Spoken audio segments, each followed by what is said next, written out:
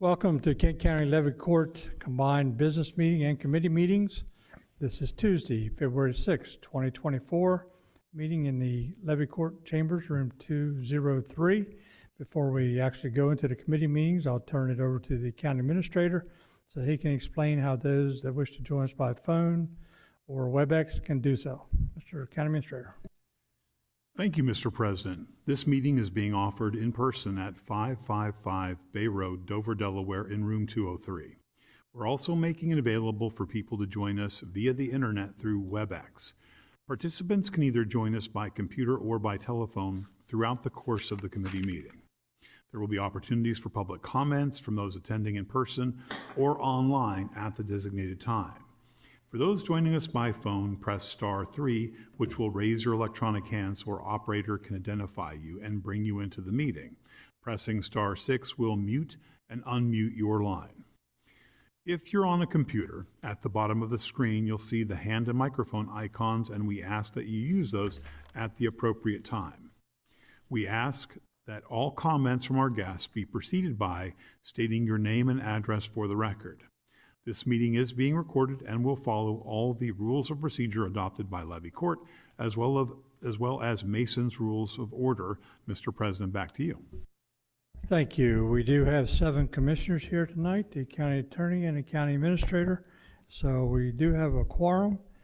And what we're going to do this evening, we have 2 committee meetings, Planning Services and Community Services Committee. And what we're going to do, since there are folks here for the Community Services Committee meeting, we're going to flip-flop those and start off with Community Services. So at this time, I'll turn it over to Chairman Commissioner Sweeney. Thank you, sir. So the first item on the Community Services Committee agenda is the Goggin House. And I'll be taking this one, and then I'll ask Jeremy to come forward for the Kesselring Bridge project. So the Goggin House, I wish I could turn the speaker on all the time, but I can't. I do have some handouts, and I realize it's a lot for you guys to read. However, what I'm going to do is try to hit some of the highlights.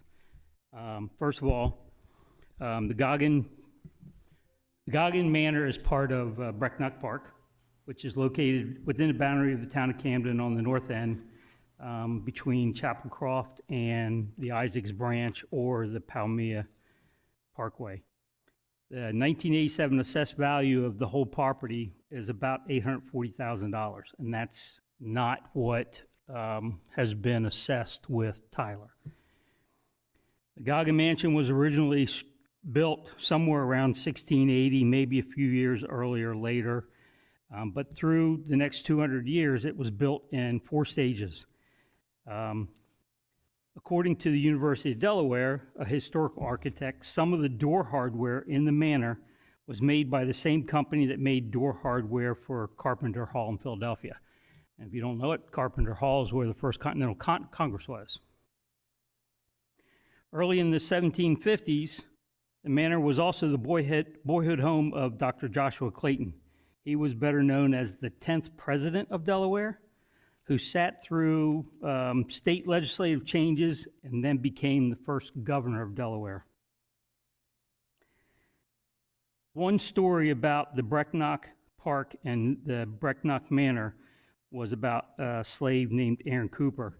He was born into slavery on the lands known as Brecknock, and if you didn't realize it, Delaware was a slave state. We were not a free state. Cooper's parents were slaves of manor owner Thomas Hanson. Thomas Hanson was a relative of Elizabeth Goggin, a great-great-grandfather. Hanson would free his slaves, including the Cooper family, who settled in Dover. But in 1811, Aaron Cooper was kidnapped and taken to Mississippi to be sold.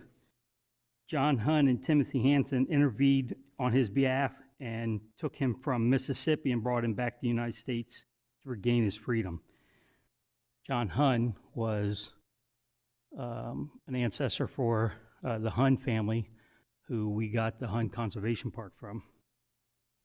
So because of stories like that, the Goggin Mansion is a featured site on the Harriet Tubman Underground Railroad Byway. From the 1780s through the death of Elizabeth Howe Goggin, Brecknock remained in the hands of the Howe family for over 200 years. The operating mill was in continuous operation during the time. Thomas Howe would have workers in the mill divert water through alternate races in the mill to create electricity for the manor, as well as to provide running water to the manor. So the manor became the first house outside the municipality of Dover to have running water and electricity, which was unknown at the time outside any municipality.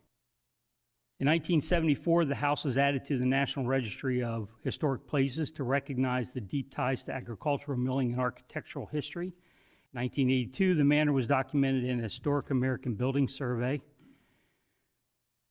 Elizabeth Goggin's will stated, "There is erected on the lands the Howe family mansion or manor house, which is believed to have been erected prior to 1700, and I've already stated it was around 1678.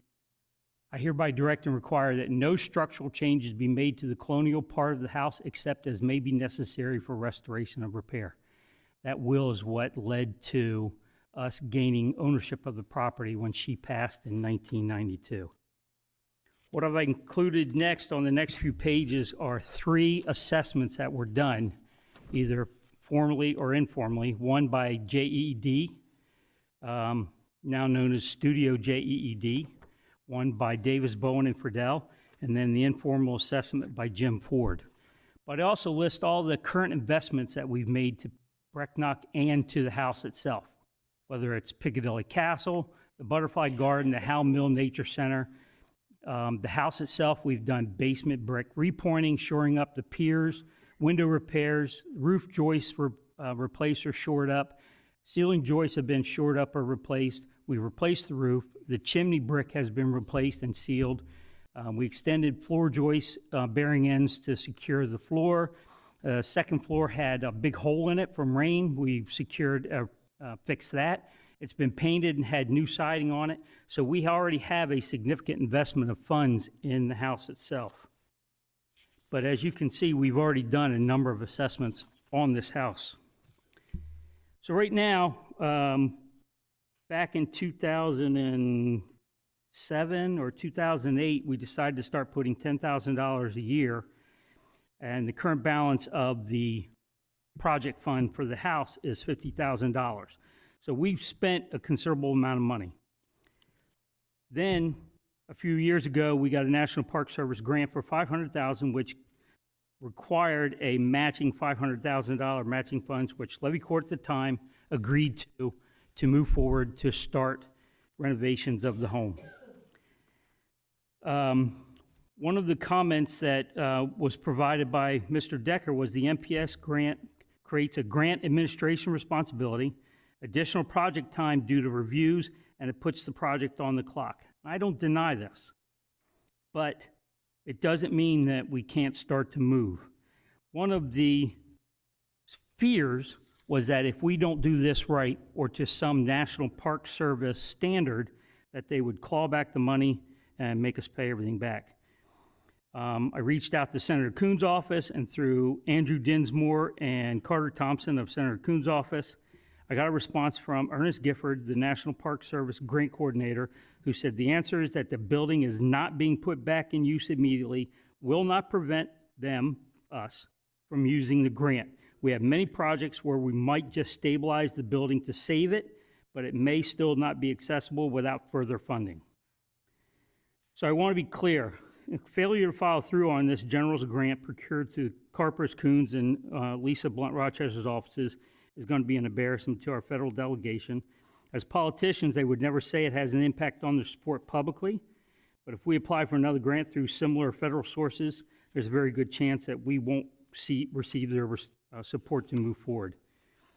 I don't want us to look like financial fools by turning away $500,000 in free money. Simply demolishing the building through neglect is not an option. The home is a historic gem in our county, and at the very least needs to be preserved. As you can see, the National Park Service has little concern that a public-ready building is the final product, and they acknowledge that further funding may be required to achieve that final goal. We do not live in a county of rich and powerful residents or high-value corporations willing to start an endowment, so it's contingent upon county government to consider moving forward on the grant and the funds already encumbered, and with whatever we can accomplish at the Goggin Mansion. This Goggin Mansion is a gem. It's something that promotes the history of Kent County. It was actually built prior to Kent County incorporating, which is amazing that it still stands. And a lot of that has to do with the hard work by the county parks staff in maintaining that house. So you guys already know where I stand. I'm hoping that we can come to terms and say, okay, look, take the $1 million, let's do something with the house that we can. All it requires is some form of commitment that in ongoing years, whether it's the next 2 or the next 20, that we're still going to move forward to maintain the house. So that's where I stand. This is a committee meetings or part committee meeting, part workshop, so.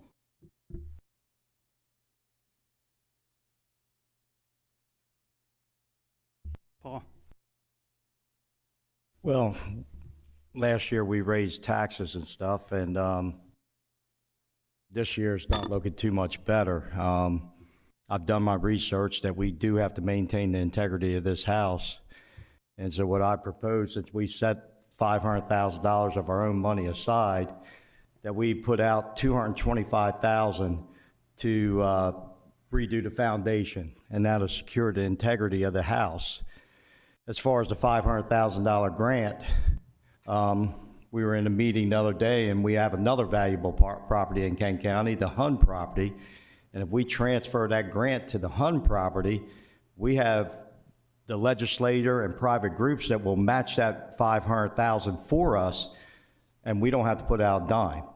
As far as the rest of the money out of our $500,000 after we secure that foundation is we can either put that tentatively towards the bridge that we want to build at Brecknock Park that we're lacking the funds for, which will be more widely used among Kent County residents than this Goggin house, or we can put the money back in the general fund. But that's my proposal. And the National Park Service grant was made specifically for the Goggin Mansion, not for any other project in the county. So if we don't spend it at the Goggin Mansion, it doesn't get spent. We have to turn it back. But we just can't spend money to spend money. If we put $1 million in that Goggin house and it's not open to the public, when's to say that we're going to get the rest of the money to do that house? I've been inside that house and I don't see the value of it. But we got to be responsible to taxpayers and stuff. And I believe if we talk to the Delaware delegation and we say, hey, we got this valuable property, the Hun property, we want to switch the money there because we're ready to go on that property right now, it's a no-brainer. And they're going to, and somebody else is going to match. It's fiscally responsible. Okay, so our federal delegation doesn't make the decision on who the money is spent at. That's made by the National Park Service Grant Foundation, not the three of the federal delegation. So they can't say, you're okay to move it to someplace else. We would have to reapply for a new grant for the Hun Park. So it's not even started. We can't go down that route. I get that we have been in a financial constraints over the last 2 years. When the decision was made to match the $500,000 grant, while you and Commissioner Scott weren't on here at the time, there was a commitment made by the Levy Court Commissioners who were here, and there's been a long-term commitment since Mrs. Goggin came to us that we would take care of this house, and we started looking when she died on what we were going to do with this, and we actually, somebody somewhere, whether it was Carl Solberg or Harry Van Sant, all the way up through Jeremy, have been discussing what we're going to do with that house. And now it's time that we've got $1 million sitting there. It's encumbered money. If the desire is to take the money away from the Goggin Mansion, then we lose $1 million for the Goggin Mansion, not $500,000.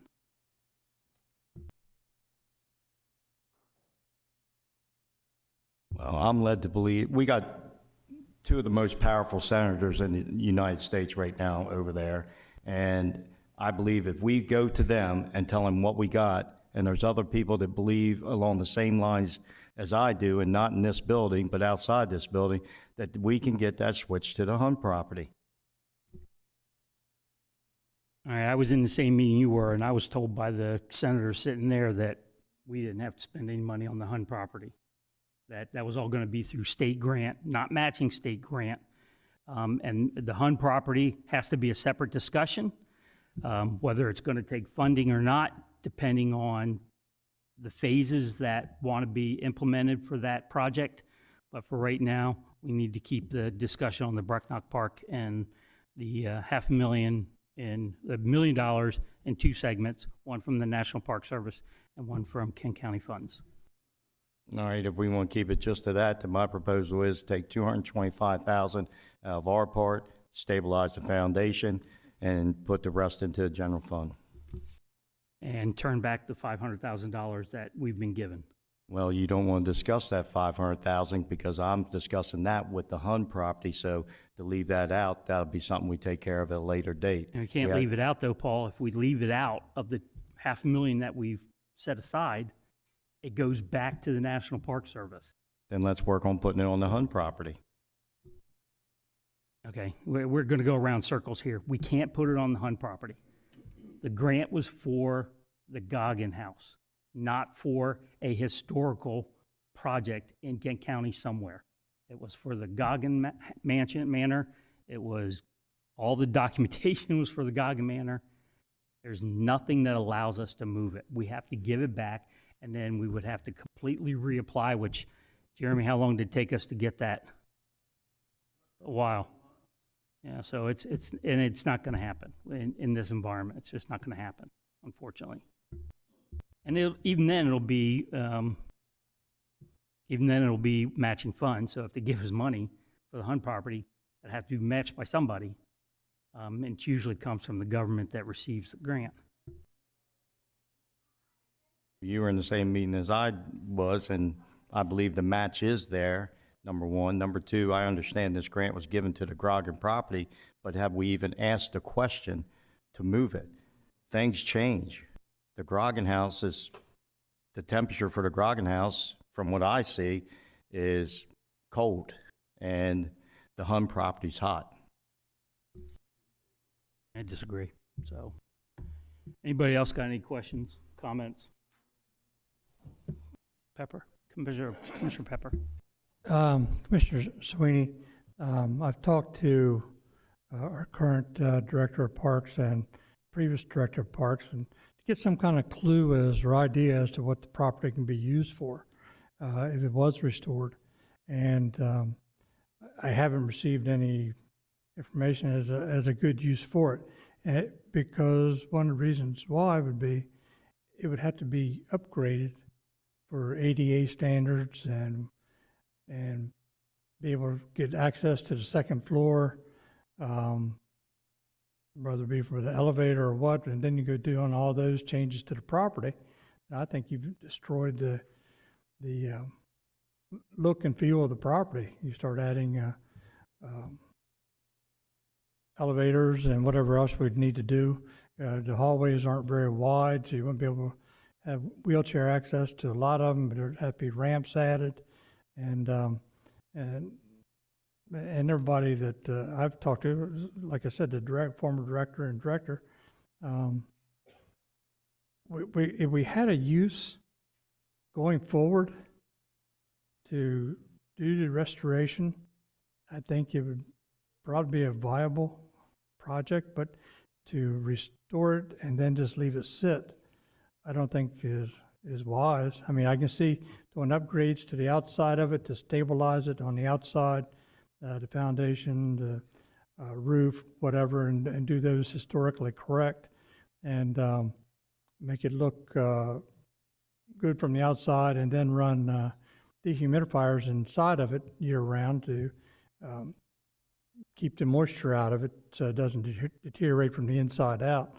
But I just don't see what we would use it for. And with the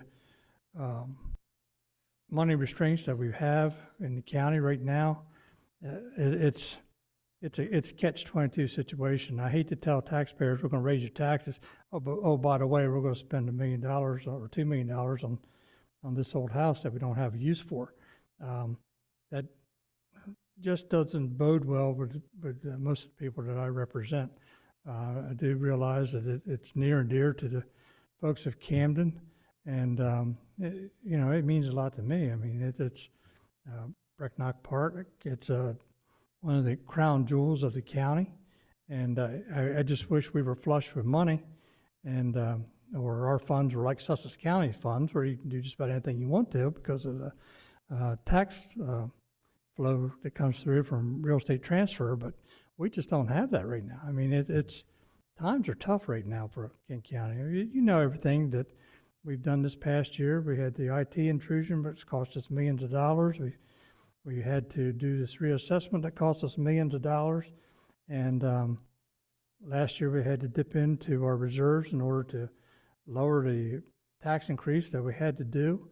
And there's just a lot of things on our plate right now that, you got to balance what's viable and what's not viable. I would love to see that place. I go by that place 2, maybe 3 times a day, most days, and I look up there, and it's just a beautiful place. I just wish we could restore it back to, its original being and have a use for it. And so, keep it climate controlled and everything like that all year round. It make a big difference. But I think the best that I think we could do is just stabilize the outside of it, make it watertight, make it structurally sound on the outside, and then just like I said, run dehumidifiers in there year round to keep the moisture level down. But so Yes. there will be, and I'll let you know when. Thank you. So, but that's where I am on it, Jody. So, Commissioner Angel, before I recognize you, let me respond to President Pepper. I get it. I get the financial situation we're in right now, and that we were in last year, and we could be in next year. I get it. And I'm not asking for additional funds. I'm not asking to raise taxes to put more money toward the Goggin Mansion. We've got $1 million. Everything that you stated just now to stabilize the house can be spent from that $1 million. If we vote tonight, which this has come up a number of times, the vote later, I'm assuming, is going to be defund the $500,000 and take that $500,000 and put it back in the general fund for budget smoothing going into this coming budget year. If we do that, there's still $500,000 sitting there that we can't touch because we didn't match it. But we have the $1 million sitting there that we can use to stabilize the house, whether it requires a foundation, and I've had discussion with people that maybe the foundation's not the most important thing, that there's other parts of the house, whether it's the HVAC or which requires electrical and plumbing, those things might be just as important as the foundation. But the $1 million was approved a number of years ago, not this year. That money is not, it's sitting in a budget somewhere, in a budget hole to be used.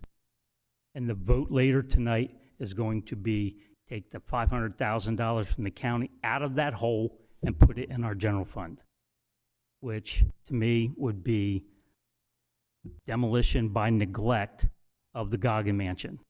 And if 6 other commissioners feel that the Goggin Mansion is not worthy of renovation, then it will be demolition by neglect, which will be a great loss to the county.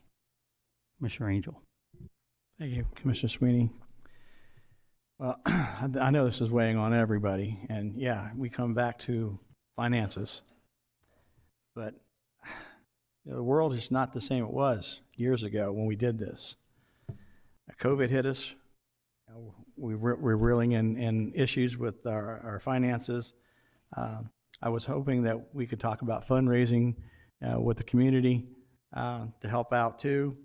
I'm a history buff, so between what the Goggin House represents for Underground Railroad too, as well as the Hun House with Underground Railroad and the tall ships that used to come into Dover, good grief. I mean, we have a history here that we need to really push forth. I don't think we do enough of that.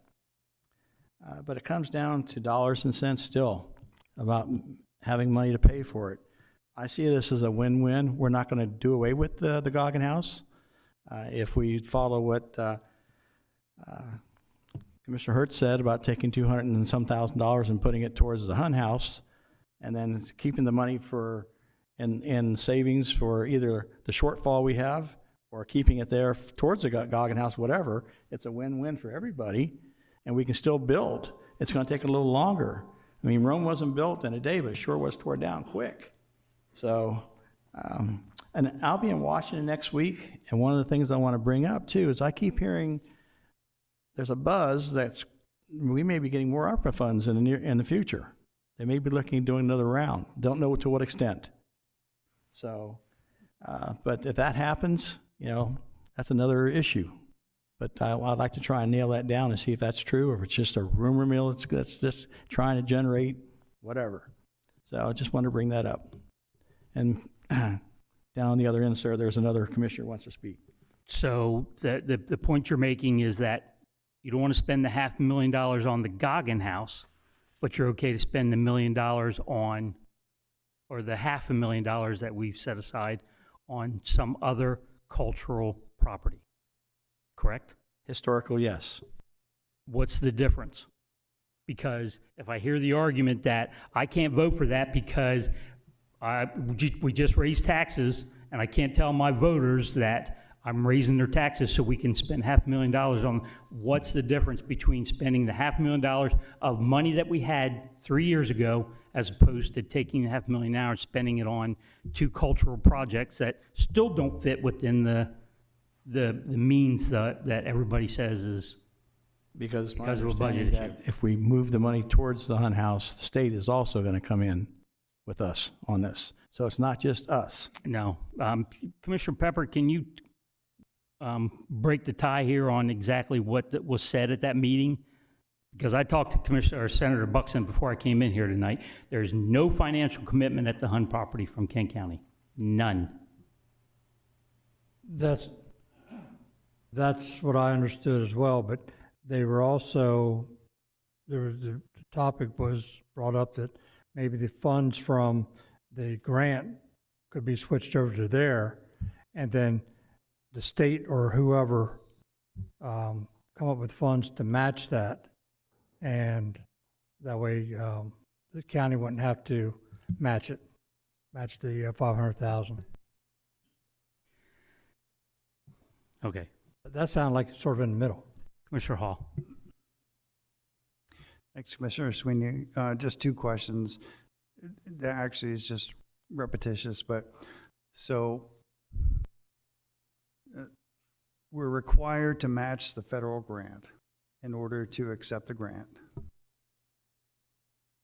That's correct. All right, so if we don't match the grant, the funds return, and we could put $500,000 back into the general coffers to support operations, which may defer having to raise taxes even more than we already did. Is that true? I don't, second part of your question, I don't know because we haven't started the budget process yet, but I'm assuming the $500,000 that we had used to match the NPS grant would go back into the general fund. Okay, thanks. Commissioner Sweeney. Just have a quick Mr. Scott. question. If I know it's 7 o'clock, but so with the matching grant, is it use all of it or lose all of it? Or is it you match what you match and then you send the rest back or switch it It's to another? 50/50. You don't have to use all of it, but you can certainly use as much of it as you can since it's technically free money. Okay, so would it not be somewhat feasible to use part of that matching to do the foundation, the structural portion of it, and then see what happens with the Hun property after that? But let's say the foundation, which we already have a quote, I included the quote at the back of the packet I gave you. That's $210,000 to lift the house. That's not the foundation. I don't know how much it's going to cost to put a foundation in that has any type of historical look to it. So we don't know that cost. But the house itself is fairly stable and not settling like it was 10 years ago. That seems to have been stabilized. But if that $1 million can be used for other stabilization of the house, whether it's, heating, HVAC, which is going to require upgraded electrical and plumbing system, maybe insulation, maybe new windows. I think with $1 million we can get there. And that's why I have some people from Camden who have done this who would like to get up and speak to that $1 million. I guess I misunderstood things over the last year. I thought there was a question of structural integrity with the house, and that's what the big concern was. So my apologies. I think I misunderstood it for the last year. So as the committee chair, I think that the discussion's done. Can I ask ask some people from the community to speak at this point? I'll have to get a clarification from our council first. Our business meeting is scheduled to start at 7 o'clock. We've gone past 7 o'clock by about 3 minutes. Do we need to open a business meeting and then come back to the committee meetings? Or how should we handle that? I think we can defer the opening of the business meeting for a little while. Thank you. Great. Okay, so public comment. If you have a public comment on this, the mics are open at either of the pedestals to please come forward, state your name, state your address. You don't have to be sworn in because we're still in committee, and have your say. Good evening, Commissioners. My name is Dan Ridgely. I live at 215 East Camden, Wyoming Avenue in Camden, Delaware. I'm also a member and president of the Friends of Historic Camden and a council on the Camden Town Council. This project transcends my tenure at Friends of Historic Camden by almost my whole lifetime.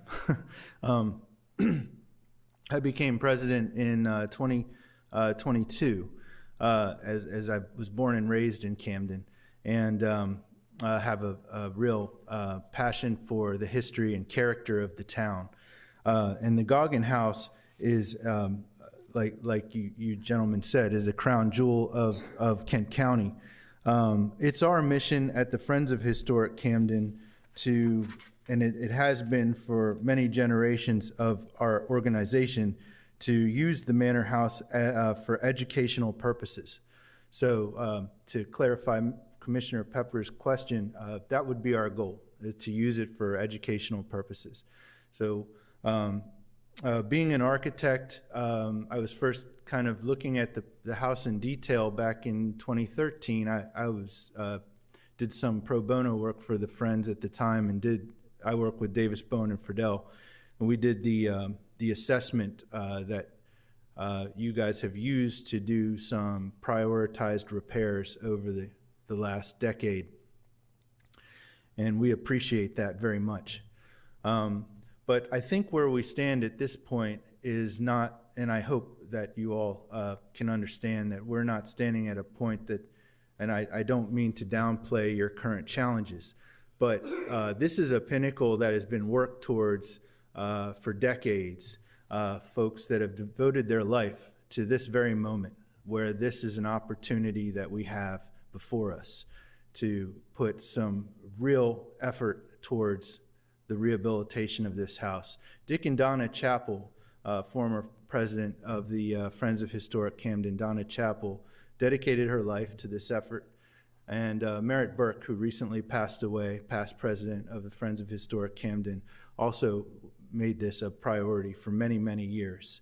So here we sit, and we are facing a choice whether this money could be better utilized elsewhere or for the Goggin House. And I say that the integrity of the county and the promises that have been made before you are here should inform your decision, that we're not just at a point where that the attraction of that money, you know, and what it could do in other areas should be considered, but the fulfillment of the mission that was started back in the 90s when Mrs. Goggin left the house and the park to Kent County, all the joy that that's brought to the county. And as you mentioned, it's the crown jewel. What we have not realized the full potential of that mission. The house sits dormant, and it could be an educational resource in this ever-changing environment we have now, where developments are going up all the time. Traffic is exponentially greater than it was even 5 years ago. We need to hang on to our sense of place here in Kent County. We need to hang on to our roots. And there's not much left that we can share with the public and say, where are we? What is this? And the Goggin House is a great example of that. And my predecessors realized that. The folks that are here tonight realize that. And we want to support Commissioner Sweeney's effort to stay the course and fulfill that promise made back in the 90s. And let's use this house for educational purposes. And you have resources here, volunteers willing to step up and do the operational duties that would be required to make it successful. But this is a team effort, and we need the county also to step up. And with this one chance we have here to make a real impact, please don't let it slip. And finally, I'd just like to finish my words by saying that I'd be happy to help in any way I could to see how that $1 million, before, to help you make a more informed decision. We're speculating, what could that do? I don't know. Well, we can actually figure that out. As an architect, that's what I do. So we can talk to builders, we can project what kind of schematic could be done with $1 million, and then present it to the commission so you could see where that money would go. And I understand, you want something that's going to have a real impact that people can see. And I'm thinking that some priorities would be handicap accessibility and a partial occupancy.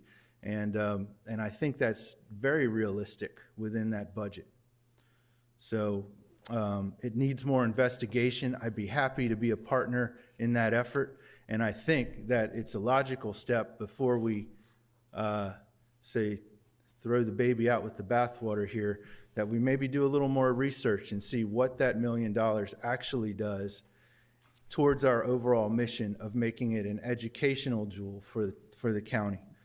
So I'd be happy to help with that. And Mr. Decker, we corresponded a while back, and please feel free to reach out to me if the county decides to go that direction.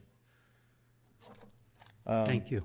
Any questions for Mr. Ridgely? Yeah, I got a question. Mr. Hertz. You alluded several times to the agreement back in 1990. What is your understanding of what the agreement and what we agreed to back in 1990? And that's before any of us commissioners were here. Yes, Commissioner. So the goal in Mrs. Goggins' wishes and conditions with regards to the use of the land states, whereas Goggin wishes Kent County to ultimately own and use said land for recreational, educational, conservation, and wildlife and historic preservation purposes, and whereas Goggin wishes to preserve the Manor House, which is listed on the National Register of Historic Places. So preservation would be the #1 priority. And then our mission, our priority, is to utilize it for educational purposes. And there is an agreement between the county and the Friends of Historic Camden, a memo of understanding, I believe, where we would provide that volunteer support. And we have a strong showing here tonight. You can see we have the resources to do that.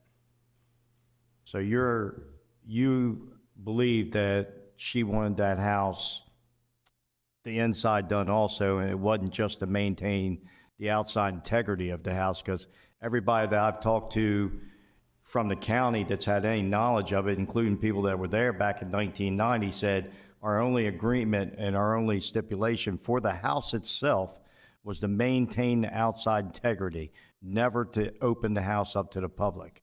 That was not part of their agreement. So you understand something different than that? Well, when I read the statement that I've already read and try to understand the intent of it, I don't have the actual agreement in front of me, but the intent is for Kent County to own and use said land for recreational, educational, conservation, wildlife, and historic preservation purposes.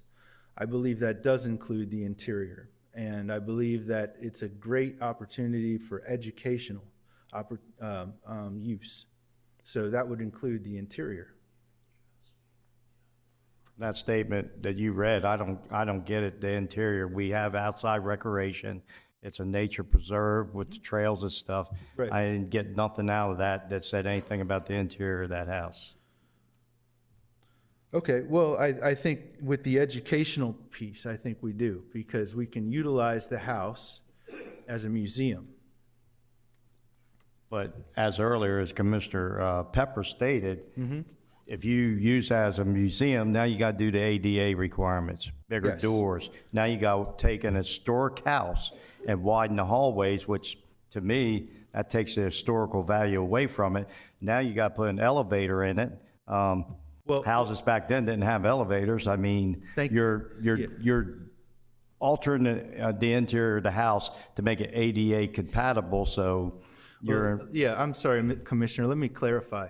I don't think we need to make the entire house ADA accessible and, chop it up like that. What I think we need to do is make the front approach ADA accessible so that it can be entered by a handicapped person, and utilize the downstairs portion without substantial reconstruction, what we call technically infeasible upgrades, without doing that. And so I think that's well within the window of funding that you have, along with the much needed additional structural repairs that Commissioner Sweeney alluded to.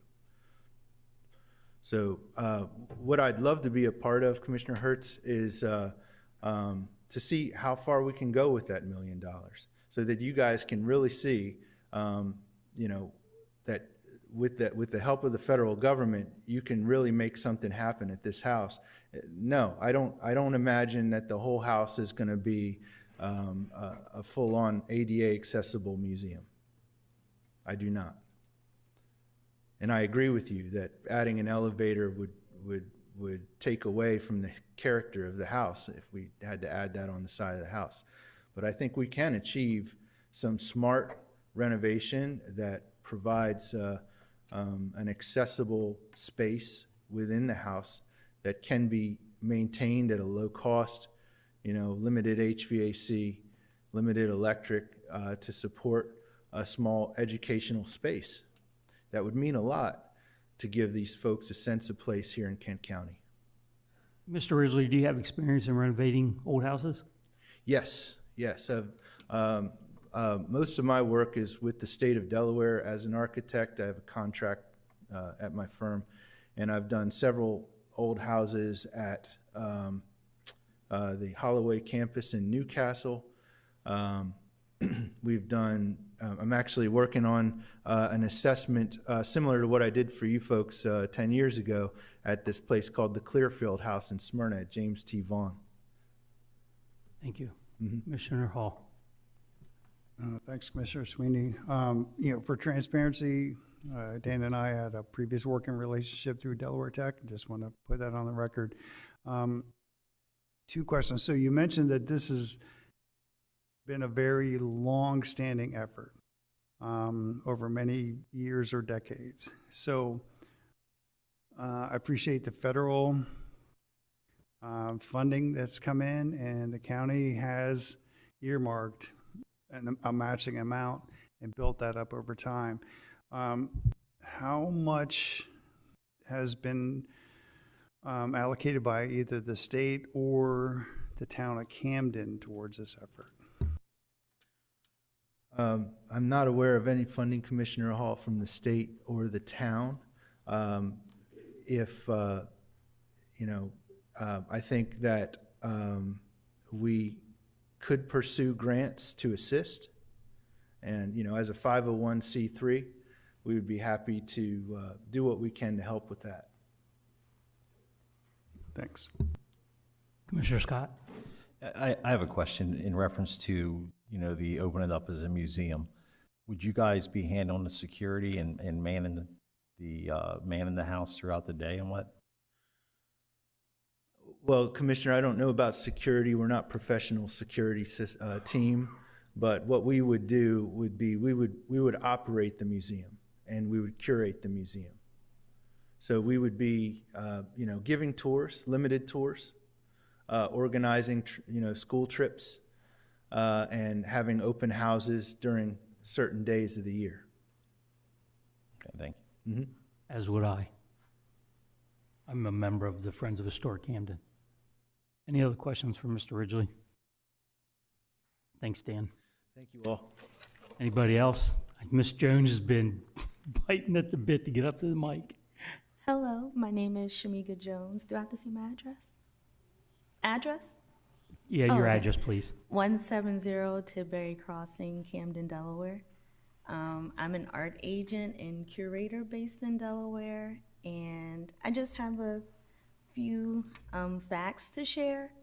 On January 11th of this year, WBOC published an article saying that this initiative is going to move forward. So it alluded to a public promise that the public is expecting the Goggin House to be restored and a public place to enjoy.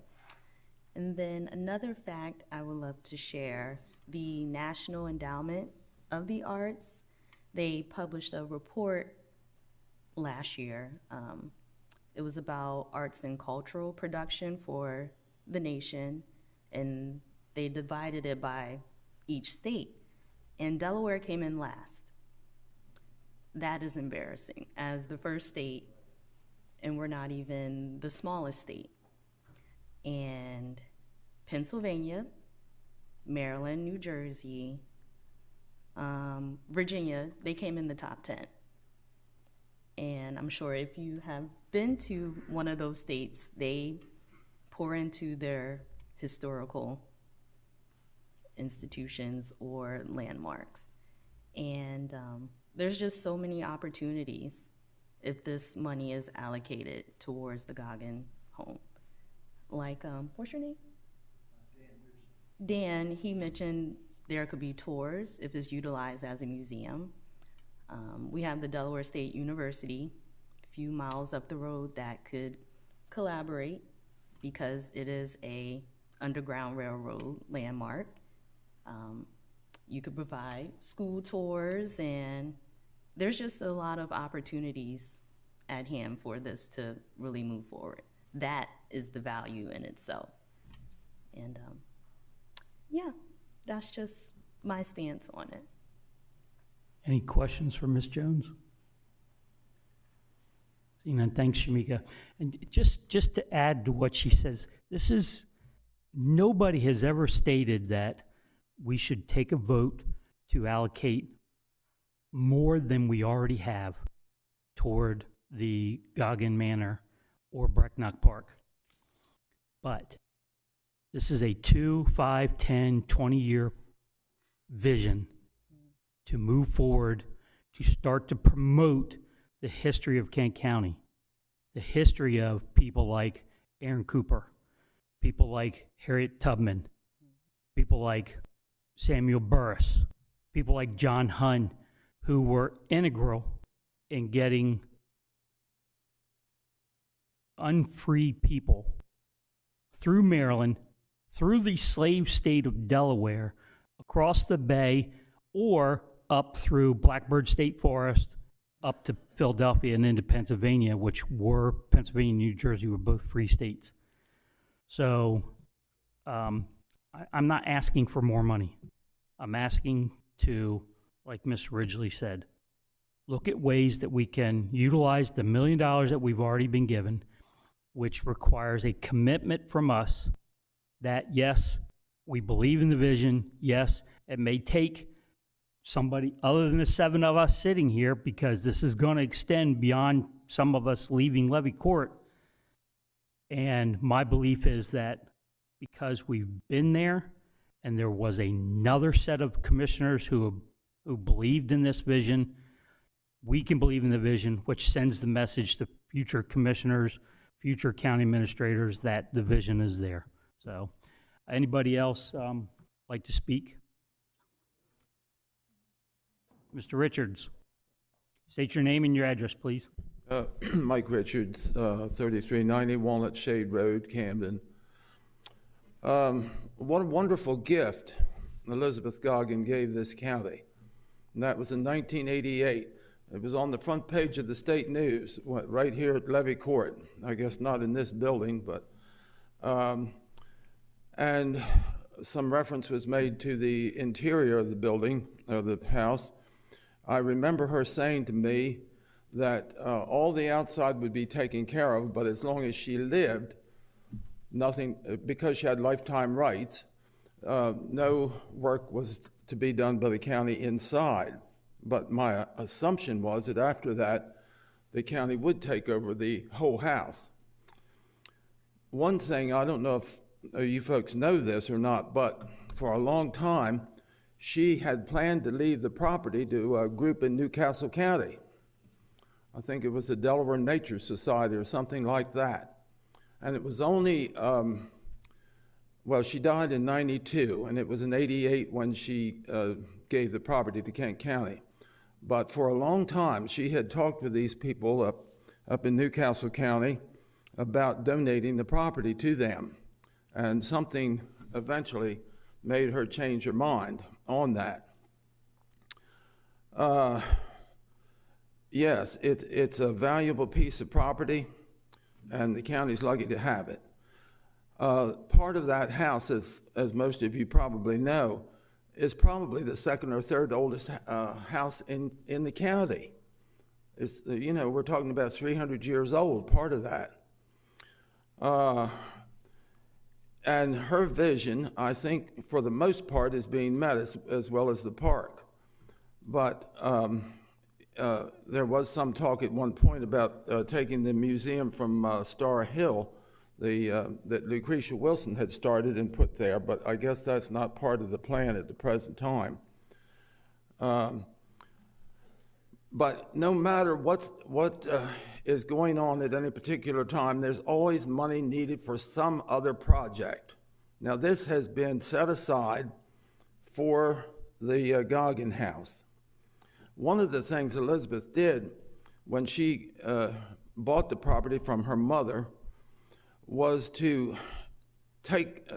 she tried to put the house back into sort of a colonial style house. Her father's first wife died of TB. So when he married the second wife, she came and tore out all the colonial windows, put in big, wide Victorian windows that gave it a lot of light, get the bugs, the TB out of the place. Elizabeth stopped smoking so that she could have a little more money to put into restoration. And she had Walt Simpson and his shop make up all the trim and all new windows. which now most of those window sashes are rotten because storm windows were put on there and there's no ventilation. So you're going to have some new windows in there at some point. But this agreement has come about. I mean, the feds would not give $500,000 until the county came up with the same amount. And now you want to take some of that money and put it into some other use, and you'll never see that money back from the feds again. I don't think ever. I think this is a one-time opportunity, and if you don't do something with it now, then it's lost. And the property does need a lot of attention. I know that she put a new heating system in shortly before she died. Well, that's 30-some years old now, and there was no air conditioning. I do know that. I think it would be a crying shame to let this opportunity pass. Thanks, Mike. Any questions for Mr. Richards? Thank you. Anybody else? Mr. Dyer? I beat him to it. Yeah, you did. I'll give you a rest. Hi, my name's Anita Beckel, and I live at 25 South Main Street in Camden, and I'm currently the secretary for the Friends of Historic Camden. And I had the privilege of visiting Mrs. Goggin in the home when she was alive. It was, very beautiful, historic little corner where she spent most of her time, and I was very impressed with the furnishings, the tables, the antique, the fireplace, how everything looked so original.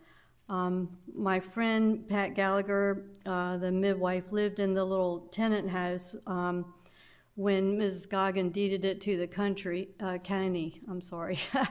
My kids and I used to visit there, enjoy the farmland, the woods, and I'm just very grateful that it was deeded to the county, that, many people now get to enjoy that property. It's just a real gem, as you say, and I'm so grateful that the county maintains it and that it is open to the public, and so many people get to enjoy it these days. And I know all the lawn mowing and trimming, and it's a big job for you guys. But I do see it being used a lot, and I think Mrs. Goggin would have been very happy to see how many people are able to go and enjoy the property. And it's just not the people at Kent County. I mean, people come from all over when they visit, the state. They come and look at Brecknock Park and enjoy the playground and this, that, and the other.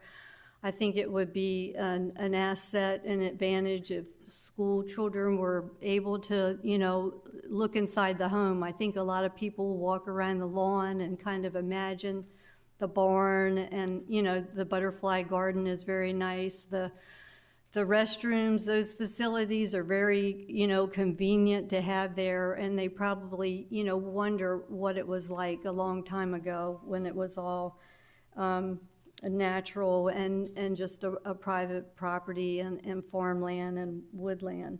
So I do see that home as a diamond in the rough.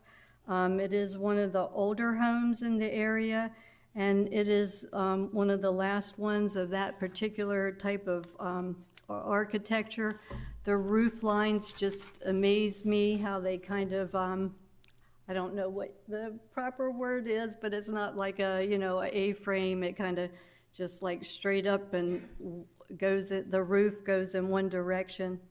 So I'm here to just to beg you to use the money that was granted to you for the purpose that it was intended. I'm sure our congressional delegation had staffers to determine that this was a worthy cause, and I'm grateful for Jeremy to put in the grant and get awarded the grant. I don't want to take anything from the Hun property. I'm just not as familiar with that. I ride by the Goggin Mansion, multiple times a day, like a lot of you do, and so it's right here, it's in our face, and it's very visible. I think it would, attract a lot of visitors to it if they knew it was open. I believe Mrs. Goggin made a sacrifice to keep this property intact and to keep the house historically accurate, like Mike was saying.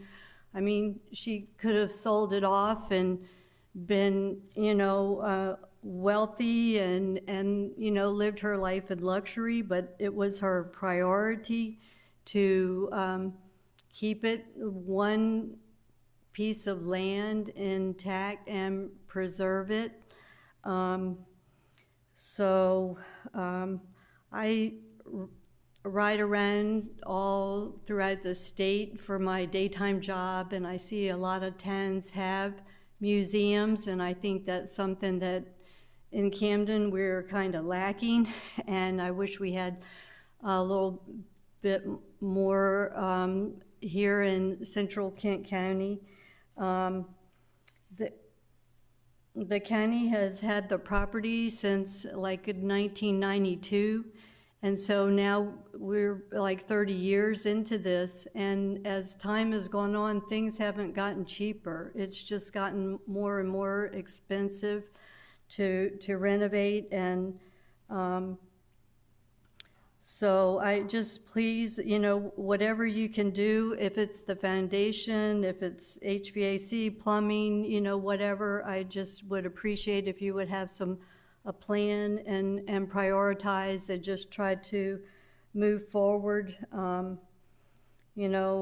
this, it makes me very sad to hear about, demolition by neglect. I don't want to see that happen. I think the interior of that property does have a lot of value, does have a lot to give, because it's just, how things are built on an angle and how the fireplace, the hearth was the center of the home, the room. It's just, I think it would be a very educational property for kids to see and hear how people lived at one time. I know the John Dickinson plantation, they have an elevator on the outside of the building to get them up to the first set of steps, but I think, I'm not an architect, I'm not a builder, I don't know, but I'm thinking we could just have a ramp or something pretty simple, like Mrs. Goggin had toward the end of her time there. So, and I'm hoping if we use this grant, that we could get some other grants, possibly from the Longwood Foundation or somewhere else, to keep the money coming in to try to help the county. I understand, it is a lot for you to take on your own, but I'm just very grateful when I'm riding down 13 that there's a little break in the retail and it's not fast food, it's not apartments, it's an open space, and it's very beautiful. I appreciate that there, and so I don't want anything to happen to it. We've lost many historical homes in Camden, and once they're gone, they're gone. You can't build a historical home back like it was. So. One time I heard if you don't own it, you can't protect it, and I'm just saying, I'm a taxpayer in Kent County, and I support you with your decision to have a nice recreational place and a nice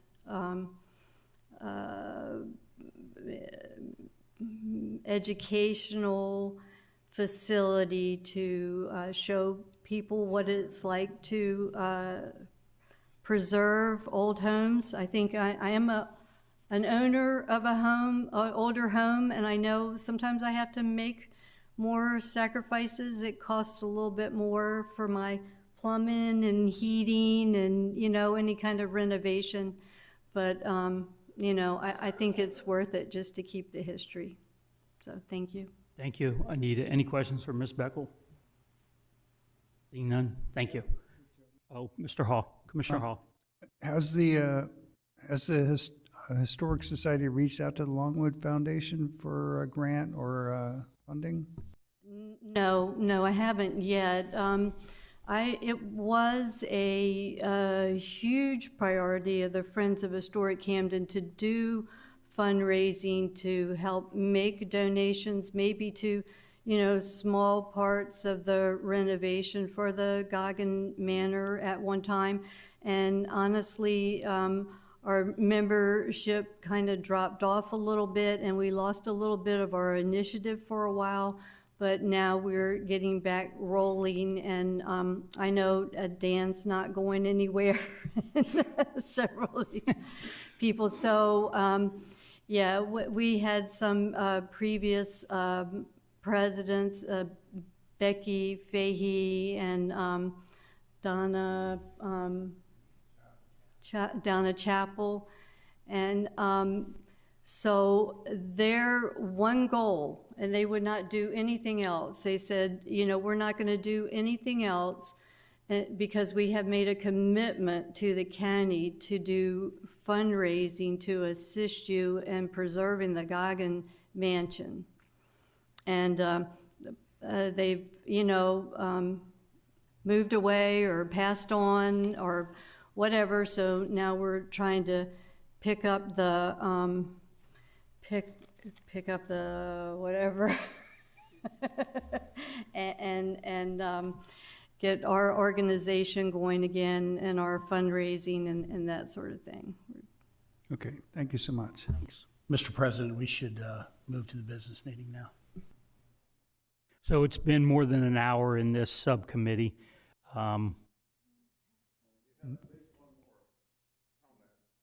We do have a full agenda. Mr. Dyer, can you keep your comments real short? All right. Commissioner Masson, while he's coming to the dais. Mr. Sweeney, one point for the young lady who just spoke. I'm on the board for Belmont Hall in Smyrna, and so we do a lot of fundraising and are able to get a lot of grants, so you may want to reach out to Susan Wolf, who's the chair, and I'm sure she'd be glad to share with you what we've been able to do to get the Belmont Hall up and operational pretty much every weekend. Thank you. So we can listen to Mr. Dyer, then I have a few comments and a question of you guys, and then we can suspend the committee, go into the business meeting, and come back to this committee for Mr. Shepard to talk about the Kesselring. Mr. Dyer? My name is Pat Dyer, and I live at 36 Lake Drive. Dover, in case you're wondering where it is, it's Moores Lake, east end of Moores Lake. For 85 years, I've been in this county. My relatives go back to the 1600s. I hate to see a mansion like this go down the tubes, and I'm not going to spend a lot of time going over rehashing what's been done. I would like to ask one question. Who owns the Hun Mansion? The county does. The county or the state? The county. Okay. I still think that you've got a wonderful property here, and it would make a wonderful county museum. You don't have to use the second story. You can block that off. And yes, it would, if you used it, it would have to be ADA compliant. But the downstairs, I think, could be done, and I think this whole project could be done probably for a lot less money than what is proposed. But you got to start someplace. And if you don't do it now, you're going to kick the can down the road, and it's going to cost you more money later on. I've studied the history of Camden for over 50 years, and I can tell you that they have lost a number of buildings through neglect. There was an old hotel on the corner. Boom, 1962, they tore it down. They tore the building across the street down in 2022 or 23. We've lost a number of buildings. And I'm afraid if we're not careful, we're going to lose more. We're going to lose our history. This building goes back almost to the beginning of the county, 1680 or 83.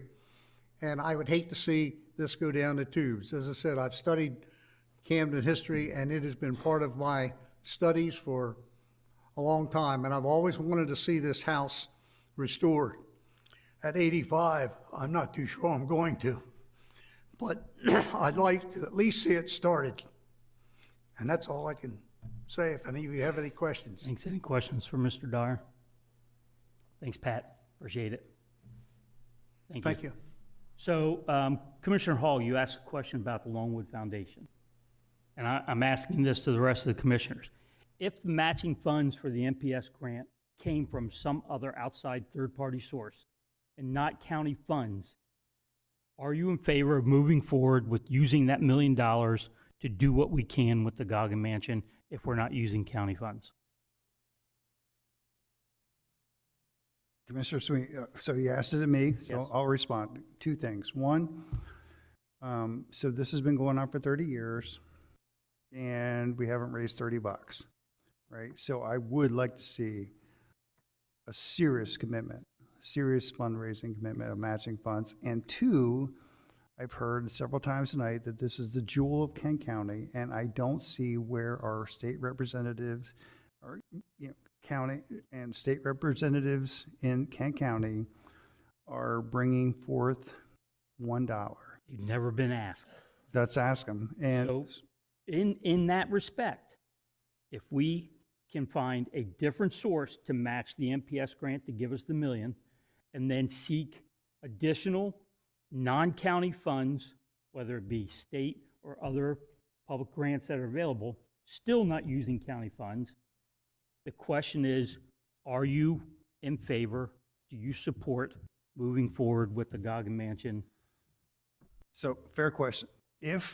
So we have the federal funds, I'm okay with the matching funds if we can find anyone else willing to commit to this project. And so I don't know if we have to we're not making budgeting decisions tonight. I'm just saying people need to get going. The reason I ask is because the cover letter gives us a binary choice, not other options.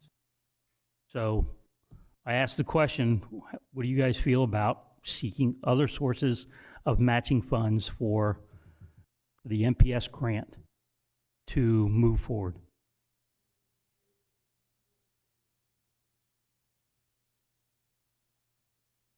Well, we're still in the committee, so I don't have to table anything.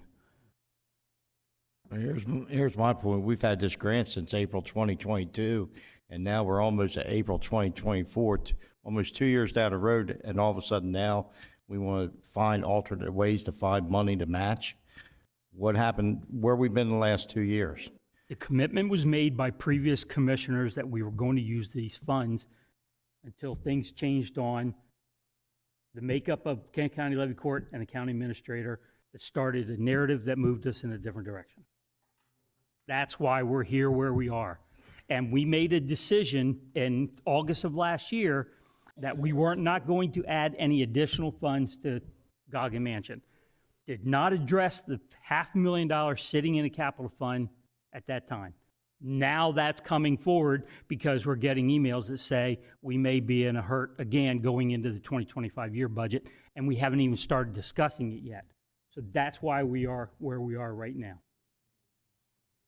And if the decision is made tonight to defund that $500,000 or table this to look to seek the opportunity, it's not going to release that $500,000 to help with the 2025 budget until we can apply for grants from other third-party sources like the Longwood Foundation. Commissioner Sweeney? Yes. When is the time frame for the $500,000 for the government have to be sent back? I believe has to be utilized by the end of 2025, September of 2025, I want to say. So we have a little over a year and a half. There's time then to do what you're requesting and what I'm hearing. Yes. Yep. So we could go approach the Joint Finance Committee. We could approach our Kent County State legislators and say, if you agree with us and the town of Camden, who is another party in this besides the Historic Society, and say that this is a worthy cause, then I'd feel more comfortable if they stepped up to the table and said, we'll write a check. Okay, I agree with that. However, I think that they would be a great source for the further funding of completing the Goggin Mansion, not the $1 million, not for the matching funds for the MPS grant we have right now. No, Okay. if we had any sort of commitment that they would step up to the table and write a check for $1, that's better than it is today, and I'd be more comfortable with the 500,000 that we've anteed up as a commitment to this, knowing that we have other, Yeah, but given that they're about $300 million short right now going into the state budget year, we're not going to get that commitment this year. So what I ask is that we not give the money back to the MPS at this time until we can make sure that this is going to happen so they are short on funds and may not support this. this year. Who knows what's going to happen next year? Are we? Okay. But I know that there's going to be bond money for another cultural project in Kent County. So just, yeah.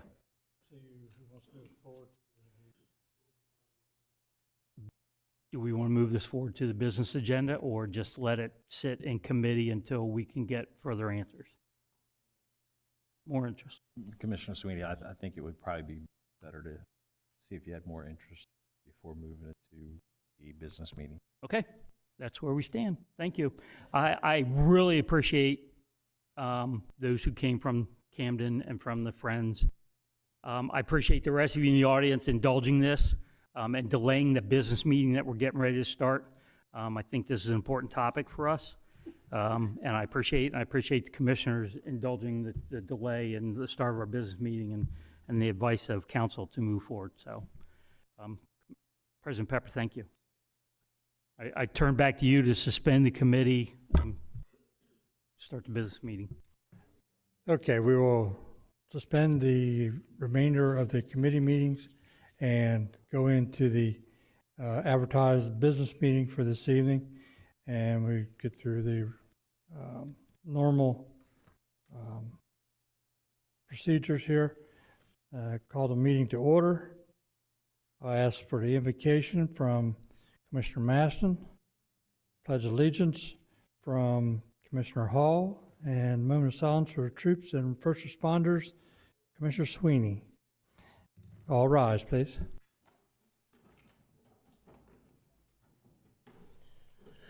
God of truth, enlighten us now as we meet together so that we each have a clear understanding of the issues we need to discuss. Give us clarity on our clear understanding of the issues we need to discuss. Give us clarity on the purpose for this meeting and what objectives we should accomplish in this meeting. May these objectives keep us on track, and may they bond us together with a common goal. May these objectives drive each of us to actively participate rather than passively listen. May this meeting be lively and productive, and may the desired outcome be achieved. Amen.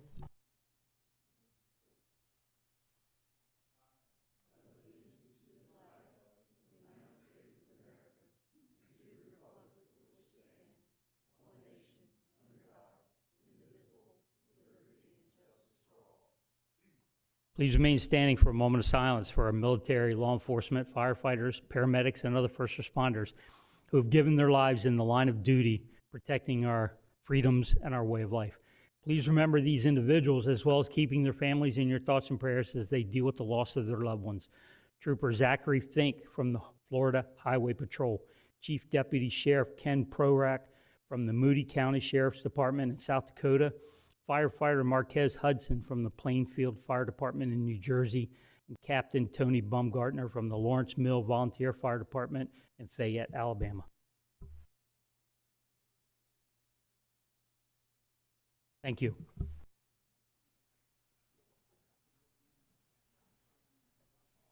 Thank you, Commissioner Sweeney, again for preparing that list of our first responders that have made their last call.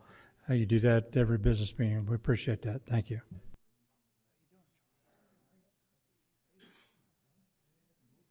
And roll call, please.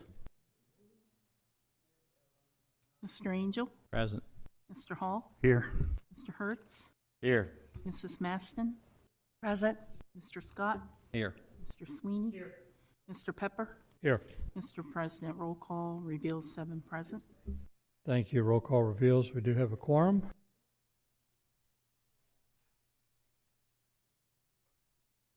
Need a motion on the adoption of this evening's agenda. So moved, Mr. President. Second. Thank you. Motion by Commissioner Angel, second by Commissioner Maston. If there's any questions, can we have a roll call, please? Mr. Angel? Yes. Mr. Hall? Yes. Mr. Hertz? Yes. Mrs. Maston? Yes. Mr. Scott? Yes. Mr. Sweeney? Absent. Mr. Pepper? Yes. Mr. President, roll call reveals 6 yeas, 1 absent. Thank you. Roll call reveals this evening's agenda has been adopted. We have no consent agenda for this evening. And the next item on the agenda is public comments for any item that may not be covered under public comments later on during the meeting.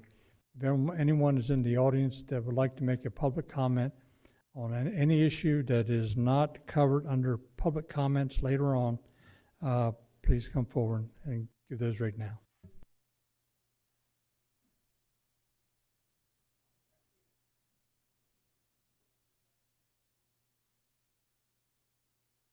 Okay, seeing none, at this time we have one presentation, which is Resolution 4031, recognizing Engineering Week. And Ms. Tanaka, can we have you read that into the official minutes, please?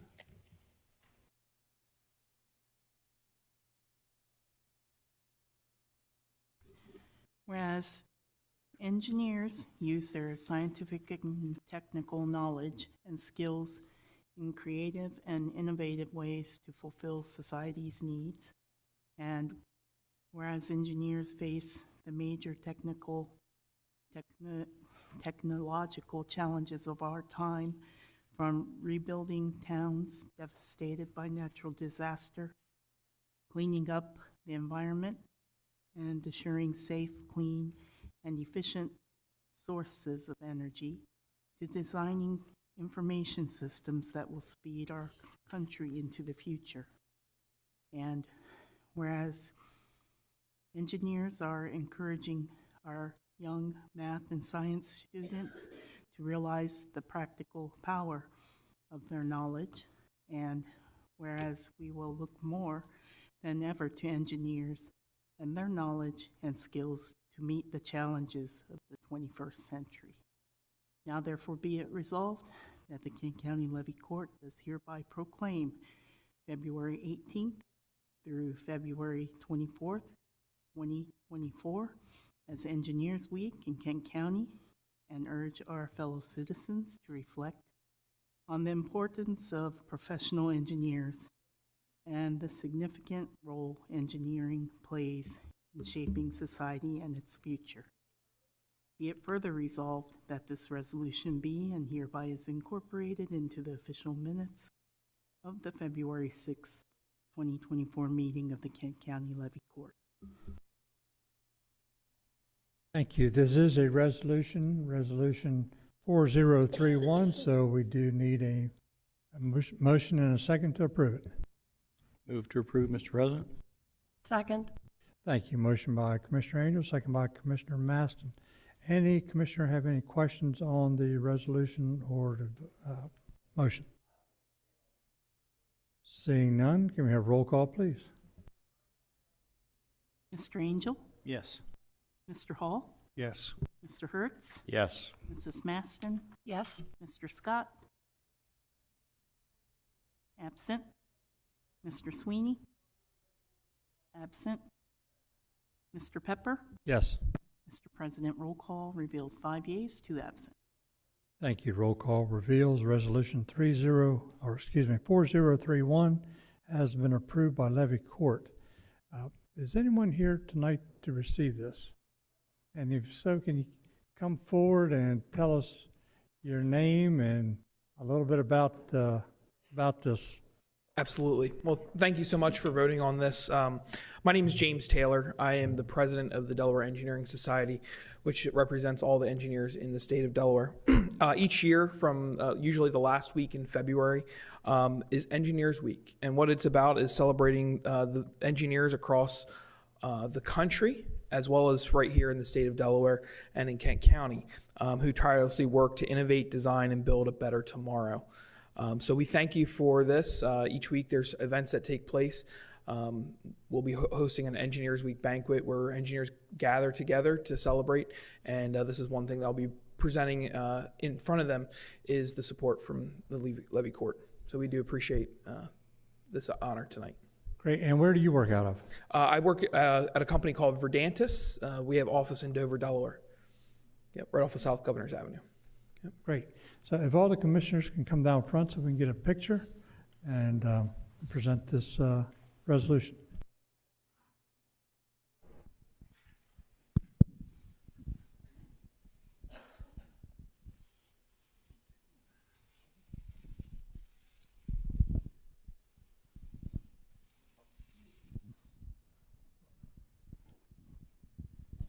Need some WD-40 on that.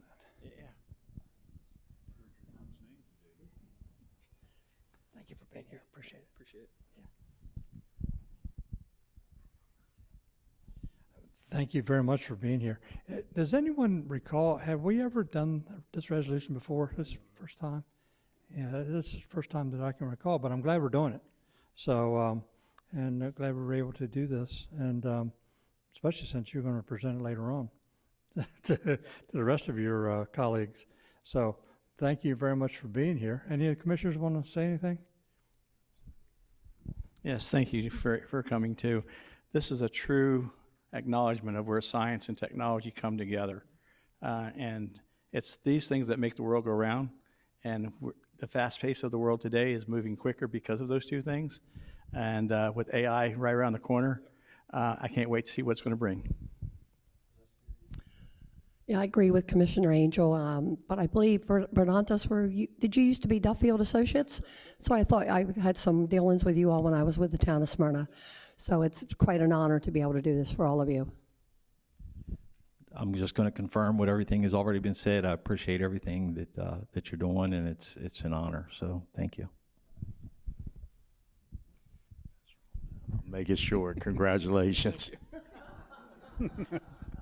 I have a great appreciation for engineers every time I successfully cross a bridge, so thanks for everything that you do. So we're getting ready to build 2 EMS stations. So if this resolution comes with a discount on your rate card, please let us know. We all know that there's more to engineers than people that just put machines together. There's architectural, there's mechanical, there's just human body engineers.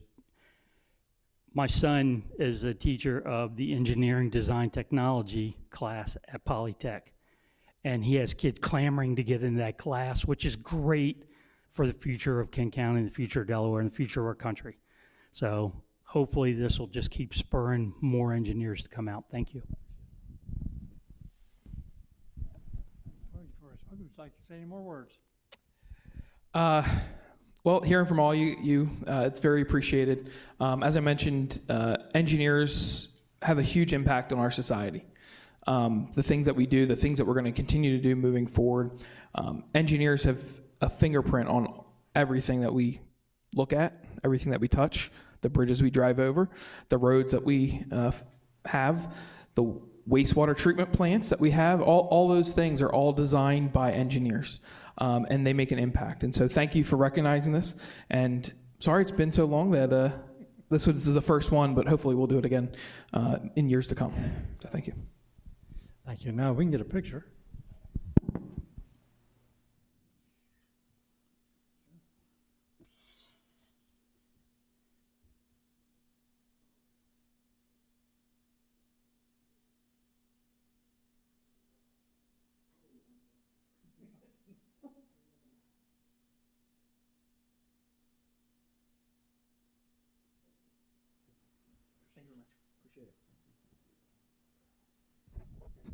I think that's it. Do you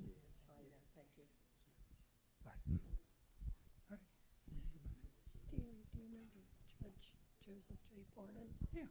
Oh, that's his company.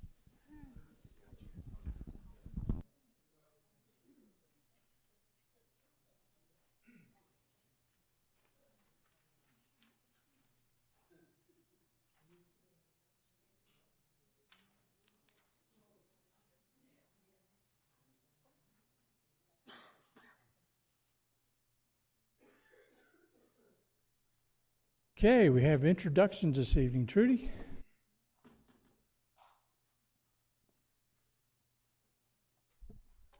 Good evening, everyone. We did have 3 new hires in the month of January, and we have 2 here tonight that will be introduced.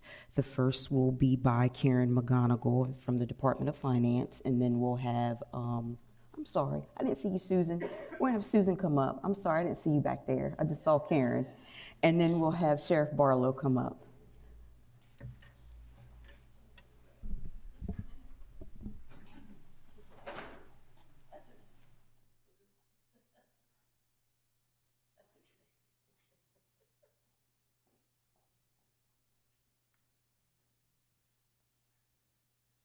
Good evening. To follow James Taylor, we have Loretta Lynn Maxwell. So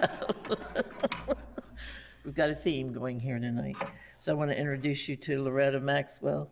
She was hired as a tax clerk in the tax office on December 18th. She started in January. Most recently, she worked as an accounts receivable clerk with Fisher Manlove Auto Parts. Prior to that, she worked as a cashier for Lowe's Home Improvement.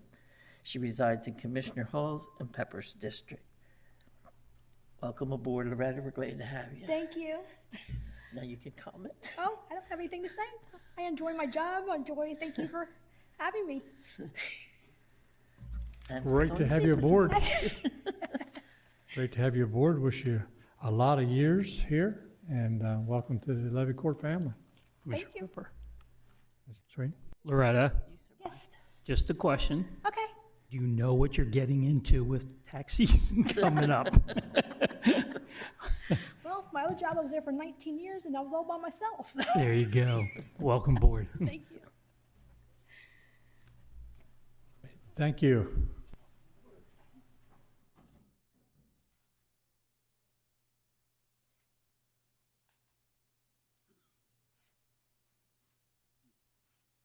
Good evening, Commissioners. How are you? Evening. Good. We'd like to take a couple minutes out and welcome Mary Ann McTheedy to our Sheriff's Office. She comes with a lot of high regards and good work ethics for our department, so I think she'll be a big asset for the Sheriff's Office. She was hired as Sheriff Record Specialist in the Sheriff's Office on January 29, 2024. Most recently, she worked as an office manager for True Grit. She resides in Smyrna and married to Rick, and she has her 2 children. Marion resides in Commissioner Masson's and Peppers District. Anything to say, Marion? Sure. Good evening, everyone. Just want to say hello and thank you very much for the opportunity. And thank you to the Sheriff's Office team for the opportunity to grow my work ethics. But very nice to meet you all. Great to have you on board. You're working for a great department, and I wish you a lot of success there and a lot of years with the county. Well, thank you very much. Maston? Congratulations, Mary Ann, on your new job, and I know you have a tremendous background that you bring to the county, and I wish you many, many years of I wish you a very successful career at King County. Thank you. Thank you. Thank you for being patient.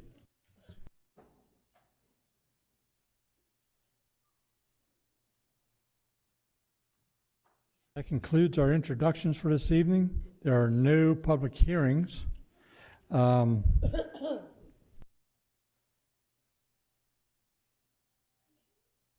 We have one regular new business, which is the potential property acquisition for EMS station. And I'll turn that over to the county administrator to give details on that. And then after that, we will go back to the committee meetings.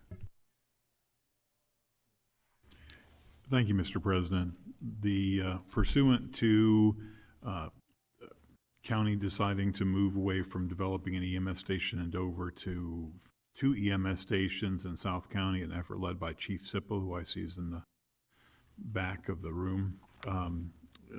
We've identified 2 locations. One is currently owned by the county. The other is a property in Harrington. Again, Appreciate all the work that Chief Sipple, his team, people in planning did in locating this, but you have before you the background on the acquisition of real property and a motion if Levy Court would wish to proceed with a conditional agreement of sale. The conditional agreement of sale has been reviewed and approved by the county attorney.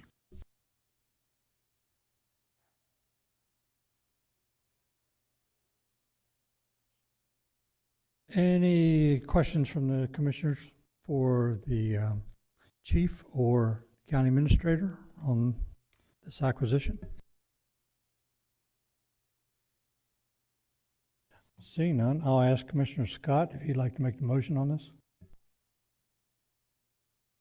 Make a motion to approve as presented the conditional agreement of sale to purchase a vacant commercial lot in Harrington, Delaware on south side of Gordon Street consisting of 1.489 acres. Tax partial 609-1701-1701-3602-000 for the sum of $350,000 or the appraised value as determined by a certified real estate appraiser, whichever is less. And to authorize the President of the Levy Court to execute all documents necessary to complete the conveyance with the source of funding as the county's allocation of the American Rescue Plan Act, ARPA, and where the purpose of the acquisition is to construct an EMS station. Second. Thank you. Any questions on the motion from Levy Court Commissioners? Seeing none, can we have roll call, please? Mr. Angel? Yes. Mr. Hall? Yes. Mr. Hertz? Yes. Mrs. Maston? Yes. Mr. Scott? Yes. Mr. Sweeney? Yes. Mr. Pepper? Yes. Mr. President, roll call reveals 7 yeas. Thank you. Roll call reveals the motion passed by Levy Court.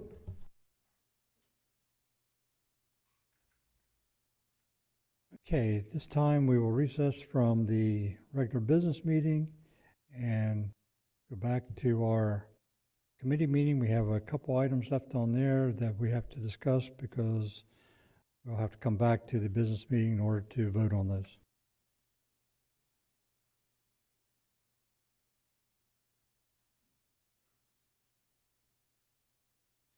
Okay, Commissioner Sweeney, we'll go back to your item. Number 2. Item number 2, Kessling Bridge Project. Okay. Mr. Shepherd, you can join us at the table. Thanks for your patience tonight. Huh? Except for that whole hour committee, I didn't call you forward, so you didn't get paid for that one. Can we note that in the record, please? Trudy? All right. So in your packet of information, I gave you a memo and I guess an update, if you will, from our partners at Century Engineering on what little progress has been made on the Kesselring Bridge project. And I don't mean to say that in a way that we haven't tried, just that sometimes projects can get some snags in them, and this one has probably had all of the snags. So just for those that are listening, the Kesselring Bridge project was an idea to connect the Brecknock Nature Trail with the Kesselring Park. They're really only separated by the Isaac Branch, and both parks have loop trails on them that would make an excellent amenity for a longer loop trail in central Kent County, just to, where it is. So the idea for this came a while ago. As some of you may remember, we purchased the Kesselring property in 2010, and it was probably, soon after that the idea was first kind of couched that, hey, it'd be great if these properties connected. In fact, I think even before all of that, maybe Commissioner Angel remembers, there was always some interest in connecting Brecknock with the property that became the Boy Scouts. So anyways, we put away some money. I think it started with maybe $50,000, and that was meant to match a grant that we got from Denwick, which at the time was called the Land and Water Conservation Trust Fund.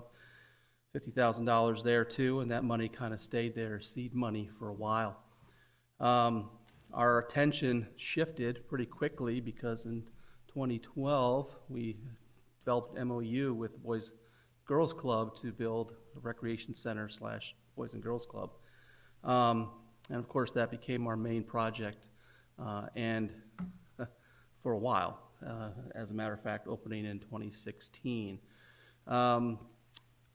Back in about, well, I can't remember right off the top of my head, we did some preliminary work. We had Becker Morgan do some survey work there, and I'm going to say 2019. It might have been a little bit later than that.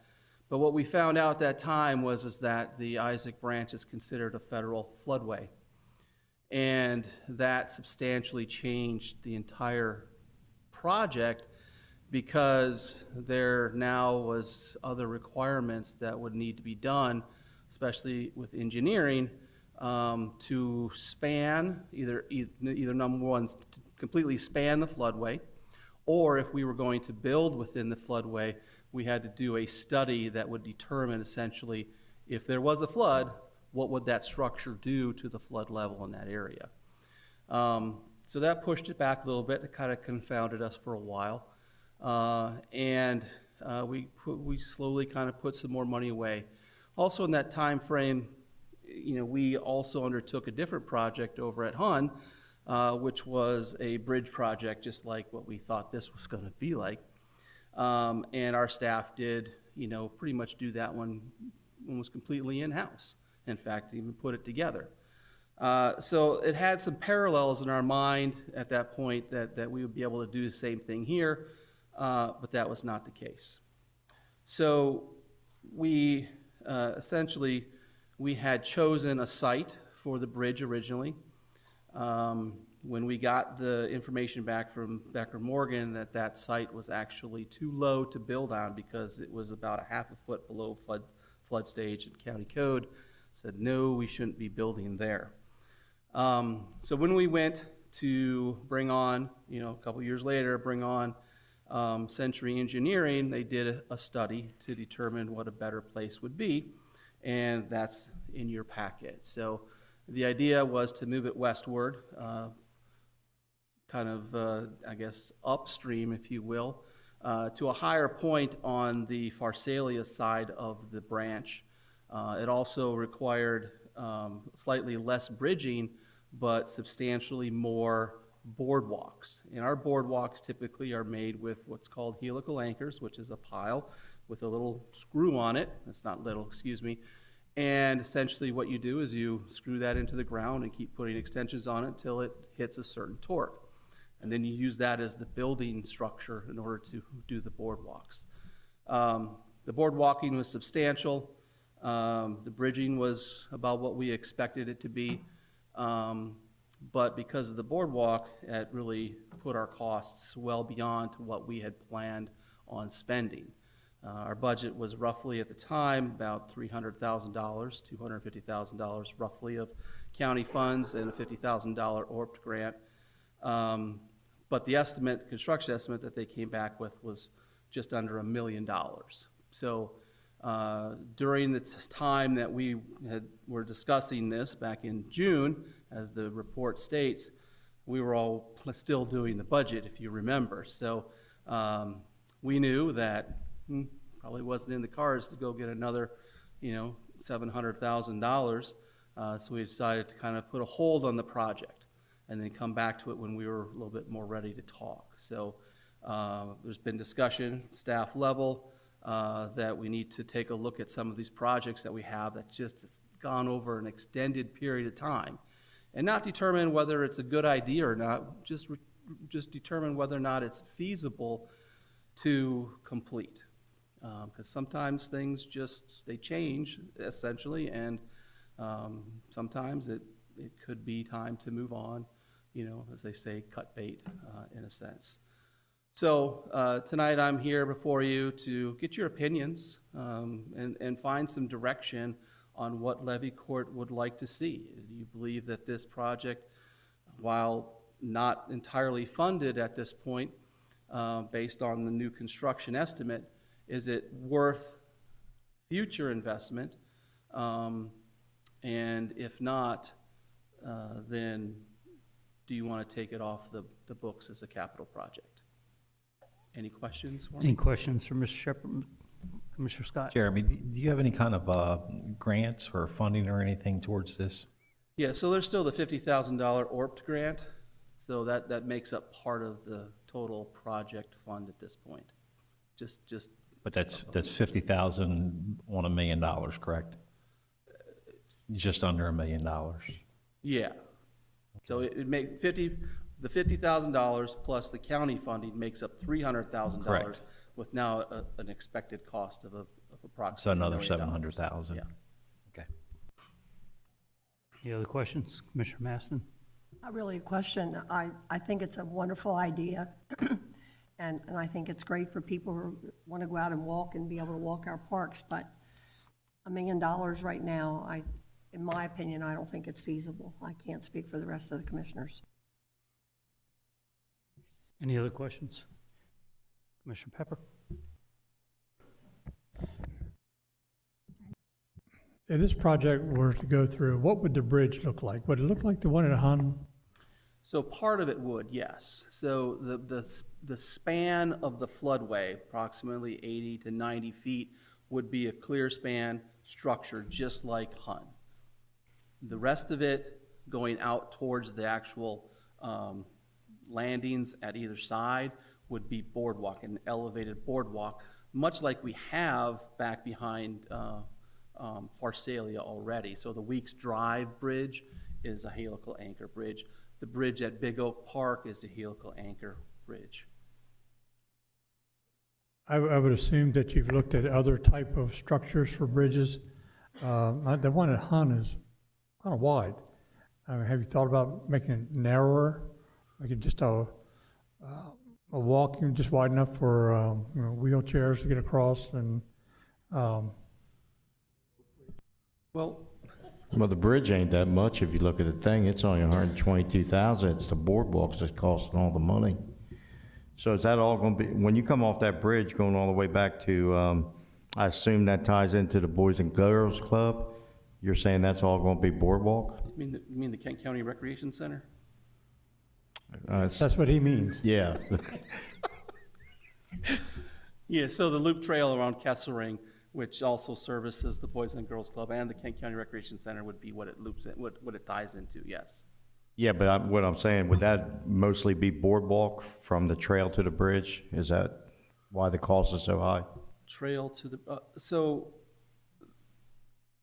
there's approximately 150 feet of boardwalk on each side of the actual bridge. So the boardwalk is literally 300 feet of boardwalk, where there's 180 some feet of actual bridge. And that's bulk of your cost, like 433,000 just for that 300 feet. Yeah, that's substantial, of course, yeah. So, and that's wetlands, so we can't pour regular foundations in there. We'll never get a permit for that. Commissioner Angel? Thank you, Commissioner Sweeney. When they did Big Oak, didn't the staff do the helical bridge? No. They built on top of the helicals. The helicals are put in by a vendor. We don't have the equipment to torque those things. Well, I was going to get to that, but the staff completed it, though, is what I was trying to get to. Yeah, we build the wood structure on top of that. That's correct. Is there anything that we could do to cut costs to have staff do this project? Well, there is, but it's still not going to make a big enough difference to bring the cost down substantially.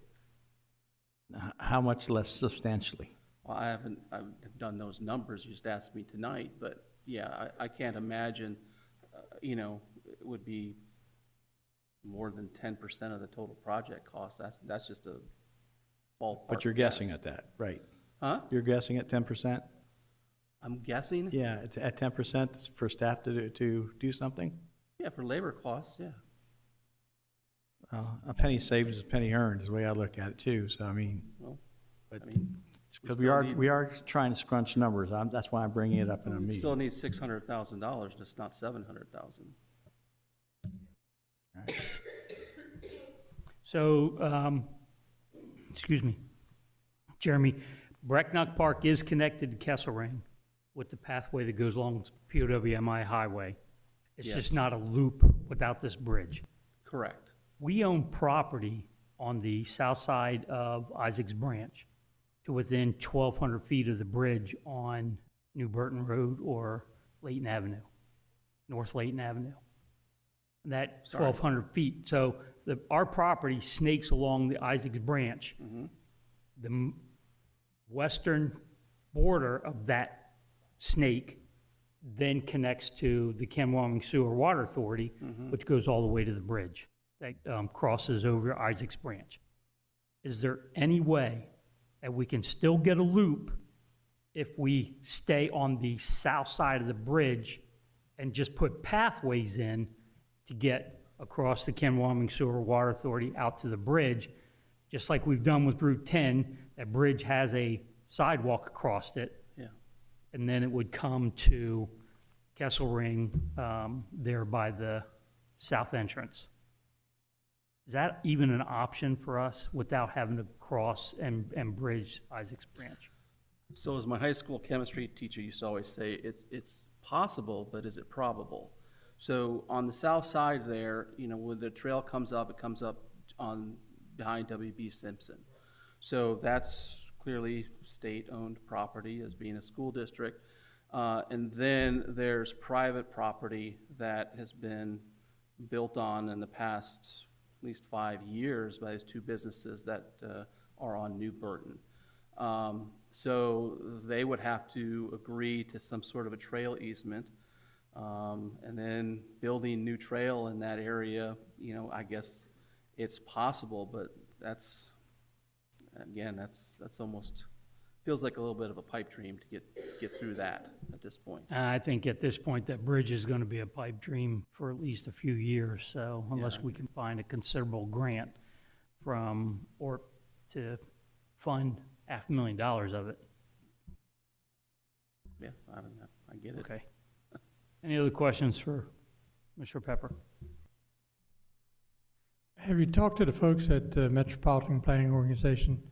They have funding for trails and that kind of thing, and they always look for ways to use funding for bike paths and that kind of thing. Have you talked to them at all? No, we haven't had any conversations with them. I have been, I was on the bike committee when the latest, well, it's been a while since that came out, but I don't really remember too many discussions about off-road trails like this is. That's typically something that they will work with to get trails along new roads and connections that way. So this more of a nature trail, I'm not sure, but we can certainly call and ask. No problem there. If not, I think they might be able to put you onto a means of getting other grants. And so my question or request from me to you is, can you at least touch base with them and see if there's anything that can be done through the MPO? Absolutely. Great, thank you. Does ORP have a timeline on it? Yeah, I've had quite a few extensions on that, so that could go away perceivably in this year. They've been pretty liberal with allowing it to continue on, and if it's a funding issue, we could we could give it back in a sense, and then in the future, actually ask for more money. And by more money, I mean typically their grants have been up to about $125,000, so that doesn't get us there, but at least we already have the match money in our funds right now. The other thing that's interesting is that particular property now qualifies for a 25-75 split, so for 25% of the cost, they would fund up to 75% of the grant. Again, they only give out so much, but at least it doesn't require us to bring a full 50-50 match. So, President Pepper, you were talking about the Dover-Ken MPO. They don't have money, but they can, from federal government. Okay. All right. I mean, I can bring my that thinking on forward to this Maryland. is my thinking on this is that this would be a way to keep pedestrian traffic and bike traffic away from the roads, give them a safer trail to travel on.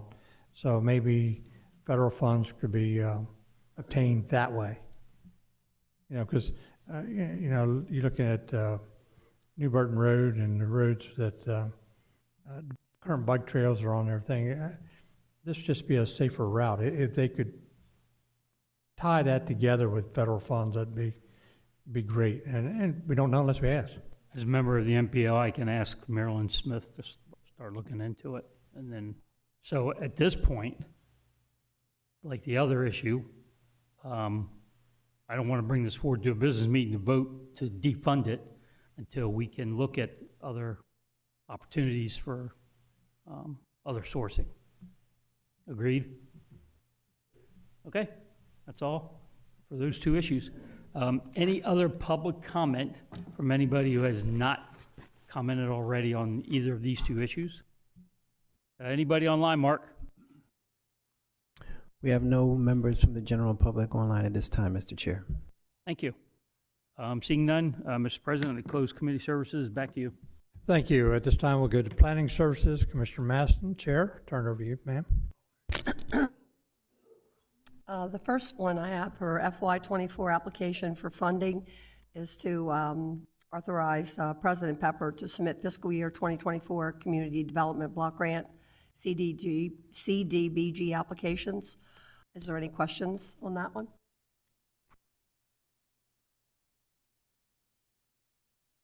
The second is Resolution 4029 for the administrative match. And I believe you all got a corrected document today, thanks to Mr. Hertz's review, to commit Levy Court of Kent County to an administrative match of $250,000 needed for fiscal year 2024 Community Development Block Grant Program. Any questions? The last one is Resolution 4030. It's for fair housing, where Levy Court is recognizing the importance of fair housing for citizens for Kent County and for the goals of the federal fair housing law. Is there any questions on that one? Any public comment? Show of hands to move forward to the business meeting. 7 up. Back to you, President Pepper. Oh, public comment, I'm sorry, sir. No public comment. Okay. Back to you, President Pepper. All right.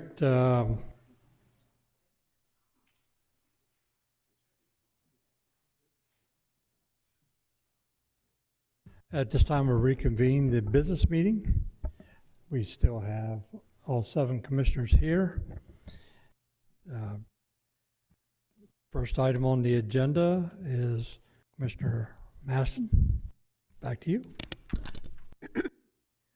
Item number 1, Resolution 4028. I make a motion to accept Resolution 4028 for the authorization to submit applications for fiscal year 2024 Community Development Block Grant applications with all understandings and certifications contained therein. Second. Thank you. Motion by Commissioner Masson, second by Commissioner Scott. Are there any questions on that motion from the commissioners? If not, can we have roll call, please? Mr. Angel? Yes. Mr. Hall? Yes. Mr. Hertz? Yes. Mrs. Maston? Yes. Mr. Scott? Yes. Mr. Sweeney? Yes. Mr. Pepper? Yes. Mr. President, roll call reveals 7 yeas. Thank you. Roll call reveals Resolution 4028 has been approved by Levy Court. Next item. Next item, Resolution number 4029, Administrative Match. Levy Court, I make a motion that the Levy Court of Kent County, Delaware hereby authorizes Terry L. Pepper, President of Levy Court, to commit the Levy Court of Kent County to an administrative match of $250,000 needed to make application for fiscal year 2024 Community Development Block Grant Program. Second. Thank you. Motion again made by Commissioner Masson, second by Commissioner Scott. Any questions? Any questions from the commissioners? If not, Lori, can we have roll call, please? Mr. Angel? Yes. Mr. Hall? Yes. Mr. Hertz? Yes. Mrs. Maston? Yes. Mr. Scott? Yes. Mr. Sweeney? Yes. Mr. Pepper? Yes. Mr. President, roll call reveals 7 yeas. Thank you. Roll call reveals Resolution 4029 has been approved by Levy Court. Next item, please. Resolution number 4030 for fair housing. I'm going to read the following resolution. Whereas the Levy Court of Kent County recognizes the importance of fair housing for the citizens of Kent County, and whereas the Levy Court of Kent County supports the goals of the federal fair housing law, now therefore be it resolved that the Levy Court of Kent County heartily encourages all parties involved in the renting, selling, or financing of housing in Kent County to ensure that no person shall, on the grounds of race, color, national origin, or sex, be discriminated against or denied a fair and equal opportunity to housing. And be it further resolved that they, the Levy Court of Kent County, when acting as administrators of a community development block grant for the county and municipalities in Kent County, is hereby authorized to take such actions as deemed necessary to affirmatively further fair housing in connection with said community development block grant. This resolution was passed by vote of the Commissioners of the Kent County Levy Court on February 6, 2024. Second. Thank you. Motion by Commissioner Masson, second by Commissioner Scott. Any questions from the commissioners on that motion? Seeing none, can we have roll call, please? Mr. Angel? Yes. Mr. Hall? Yes. Mr. Hertz? Yes. Mrs. Maston? Yes? Mr. Scott? Yes. Mr. Sweeney? Yes. Mr. Pepper? Yes. Mr. President, roll call reveals 7 yeas. Thank you. Roll call reveals Resolution 4030 has been approved by Kent County Levy Court. The items under Commissioner Sweeney were removed and not forwarded. And the next item is other business. Commissioner Angel? Thank you, Mr. President. Move to go in executive session immediately following the business meeting or committee meeting tonight for preliminary discussion on site acquisition for a publicly funded capital improvement, legal strategy session regarding collective bargaining or pending or potential litigation, and personal matters to pursuant to 29 Del Code 10004 B2, 4, and 9. Second. Thank you. Motion by Commissioner Angel, second by Commissioner Sweeney. Any questions on the motion? If not, Lori, can I roll call, please? Mr. Angel? Yes. Mr. Hall? Yes. Mr. Hertz? Yes. Mrs. Maston? Yes? Mr. Scott? Yes. Mr. Sweeney? Yes. Mr. Pepper? Yes. Mr. President, roll call reveals 7 yeas. Thank you. Roll call reveals the motion passed. We will have executive session immediately following the meeting this evening. Commissioner Angel, item number 2. Move to go in executive session immediately following the workshop on Tuesday, February 20, 2024, for preliminary discussion on site acquisition for publicly funded capital improvement, legal strategy session regarding collective bargaining or pending or potential litigation, and excuse me, and personnel matters pursuant to 29 Del Code 10004 B2, 4, and 9. Second. Thank you. Motion by Commissioner Angel, second by Commissioner Sweeney. Any questions? Seeing none, can we have roll call, please? Mr. Angel? Yes. Mr. Hall? Yes. Mr. Hertz? Yes. Mrs. Maston? Yes? Mr. Scott? Yes. Mr. Sweeney? Yes. Mr. Pepper? Yes. Mr. President, roll call reveals 7 yeas. Thank you. Roll call reveals motion passed. Are there any informational items from the commissioners this evening or the county administrator? Seeing none. Any public comments? Any public comments this evening? Mark, anyone? Still no members of the public online at this time. Great, thank you. Any commissioners' comments? Commissioner comments? Right here. Commissioner Sweeney. Thank you. So last Wednesday, I had the opportunity to attend Representative Urick's town hall on DelDOT projects in the county. There are 5 big ones coming up, and they're going to last until well into 2026. Walnut Shade's being widened with a circle from Peachtree all the way to Polytech. Irish Hill Peachtree Run is being realigned to Fox Chase with a circle at Irish Hill. Route 13 is being widened to 6 lanes, 3 lanes in both directions from Punch and Run all the way to Woodside.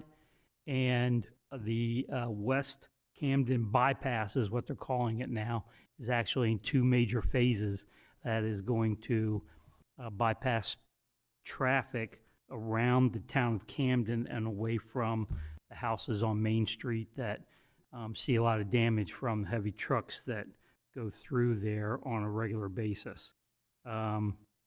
Also on, let's see, what day was it? What's that? Yes.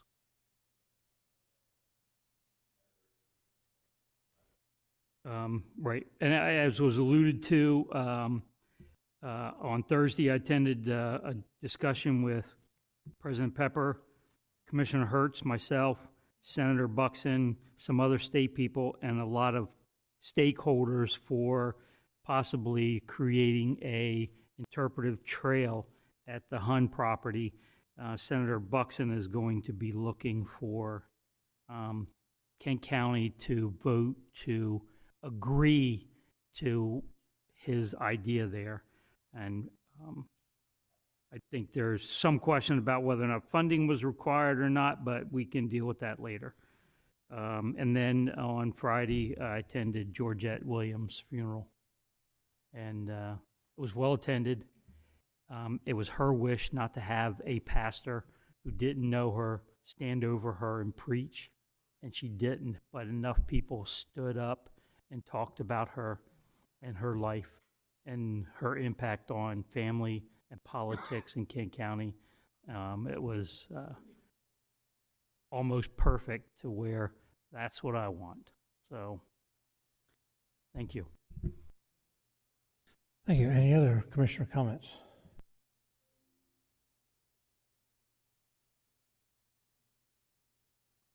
Thank you, Mr. President. During our meeting with Polytech, President Pepper and I last week came up with a very, very good idea. You know how North and South is always asking us to kick in for studies money? We're asking them to kick in too to help us if we decide to go forth with the building. They have some ideas they want to present, and they're going to come back and talk to us about it that we did not know or realize the amount of investment as well as what they're doing. It opened both of our eyes, and I hope it'll open yours too. But our April meeting for DAC is in April, so they've always asked, since I've been here in the last couple of years here, they've asked for money twice that I can recall for studies. We never asked for anything back, and we're the poorest of the 3 counties, so this is something that's going to help them. 75% of it comes from one air base. 25% comes from Newcastle and Sussex. So, and there's going to be a 13,000 person shortage in mechanics and sheet metal people in the next 10 years, I think they said. So it's a very viable option for what they're trying to do. We did not know that, and they got more coming in stats. So it's just one of those things that we need to look at really close and carefully. Thank you, Mr. President. And they're going to provide us with the jobs that are created in Newcastle, Sussex, and Kent, where their previous students, current students are finding work, and where they will find work, and where those folks are living. And so they were going to provide that information to us, so we'll have a better idea what jobs are being created, where they're being created, and that's where the idea came to ask Newcastle and Sussex, because quite a bit of jobs are going to them from this project. And they told us the majority of the students are living in Kent County and commuting to those 2 locations. So hopefully that's true, and hopefully jobs are created in Newcastle and Sussex County, and along with the air base here in Kent County. So it was a very meaningful discussion that we had, and I gave them some information on the county and where the county stands, and they likewise gave us some information on the school and where the school stands as far as their money. So, but we'll have I've invited them sometime, maybe in April, to come and do a presentation to Levy Court with that information that I asked for, and give us some more information before making any further decisions there. Any other commissioner comments? Any other commissioner comments? Okay. Motion to adjourn to executive session. So moved, Mr. President. Thank you. Motion by Commissioner Angel, second by Commissioner Sweeney. All in favor of adjourning to executive session? Aye. Opposed? Nope. We are adjourned, and we will not be coming back to Levy Court Chamber.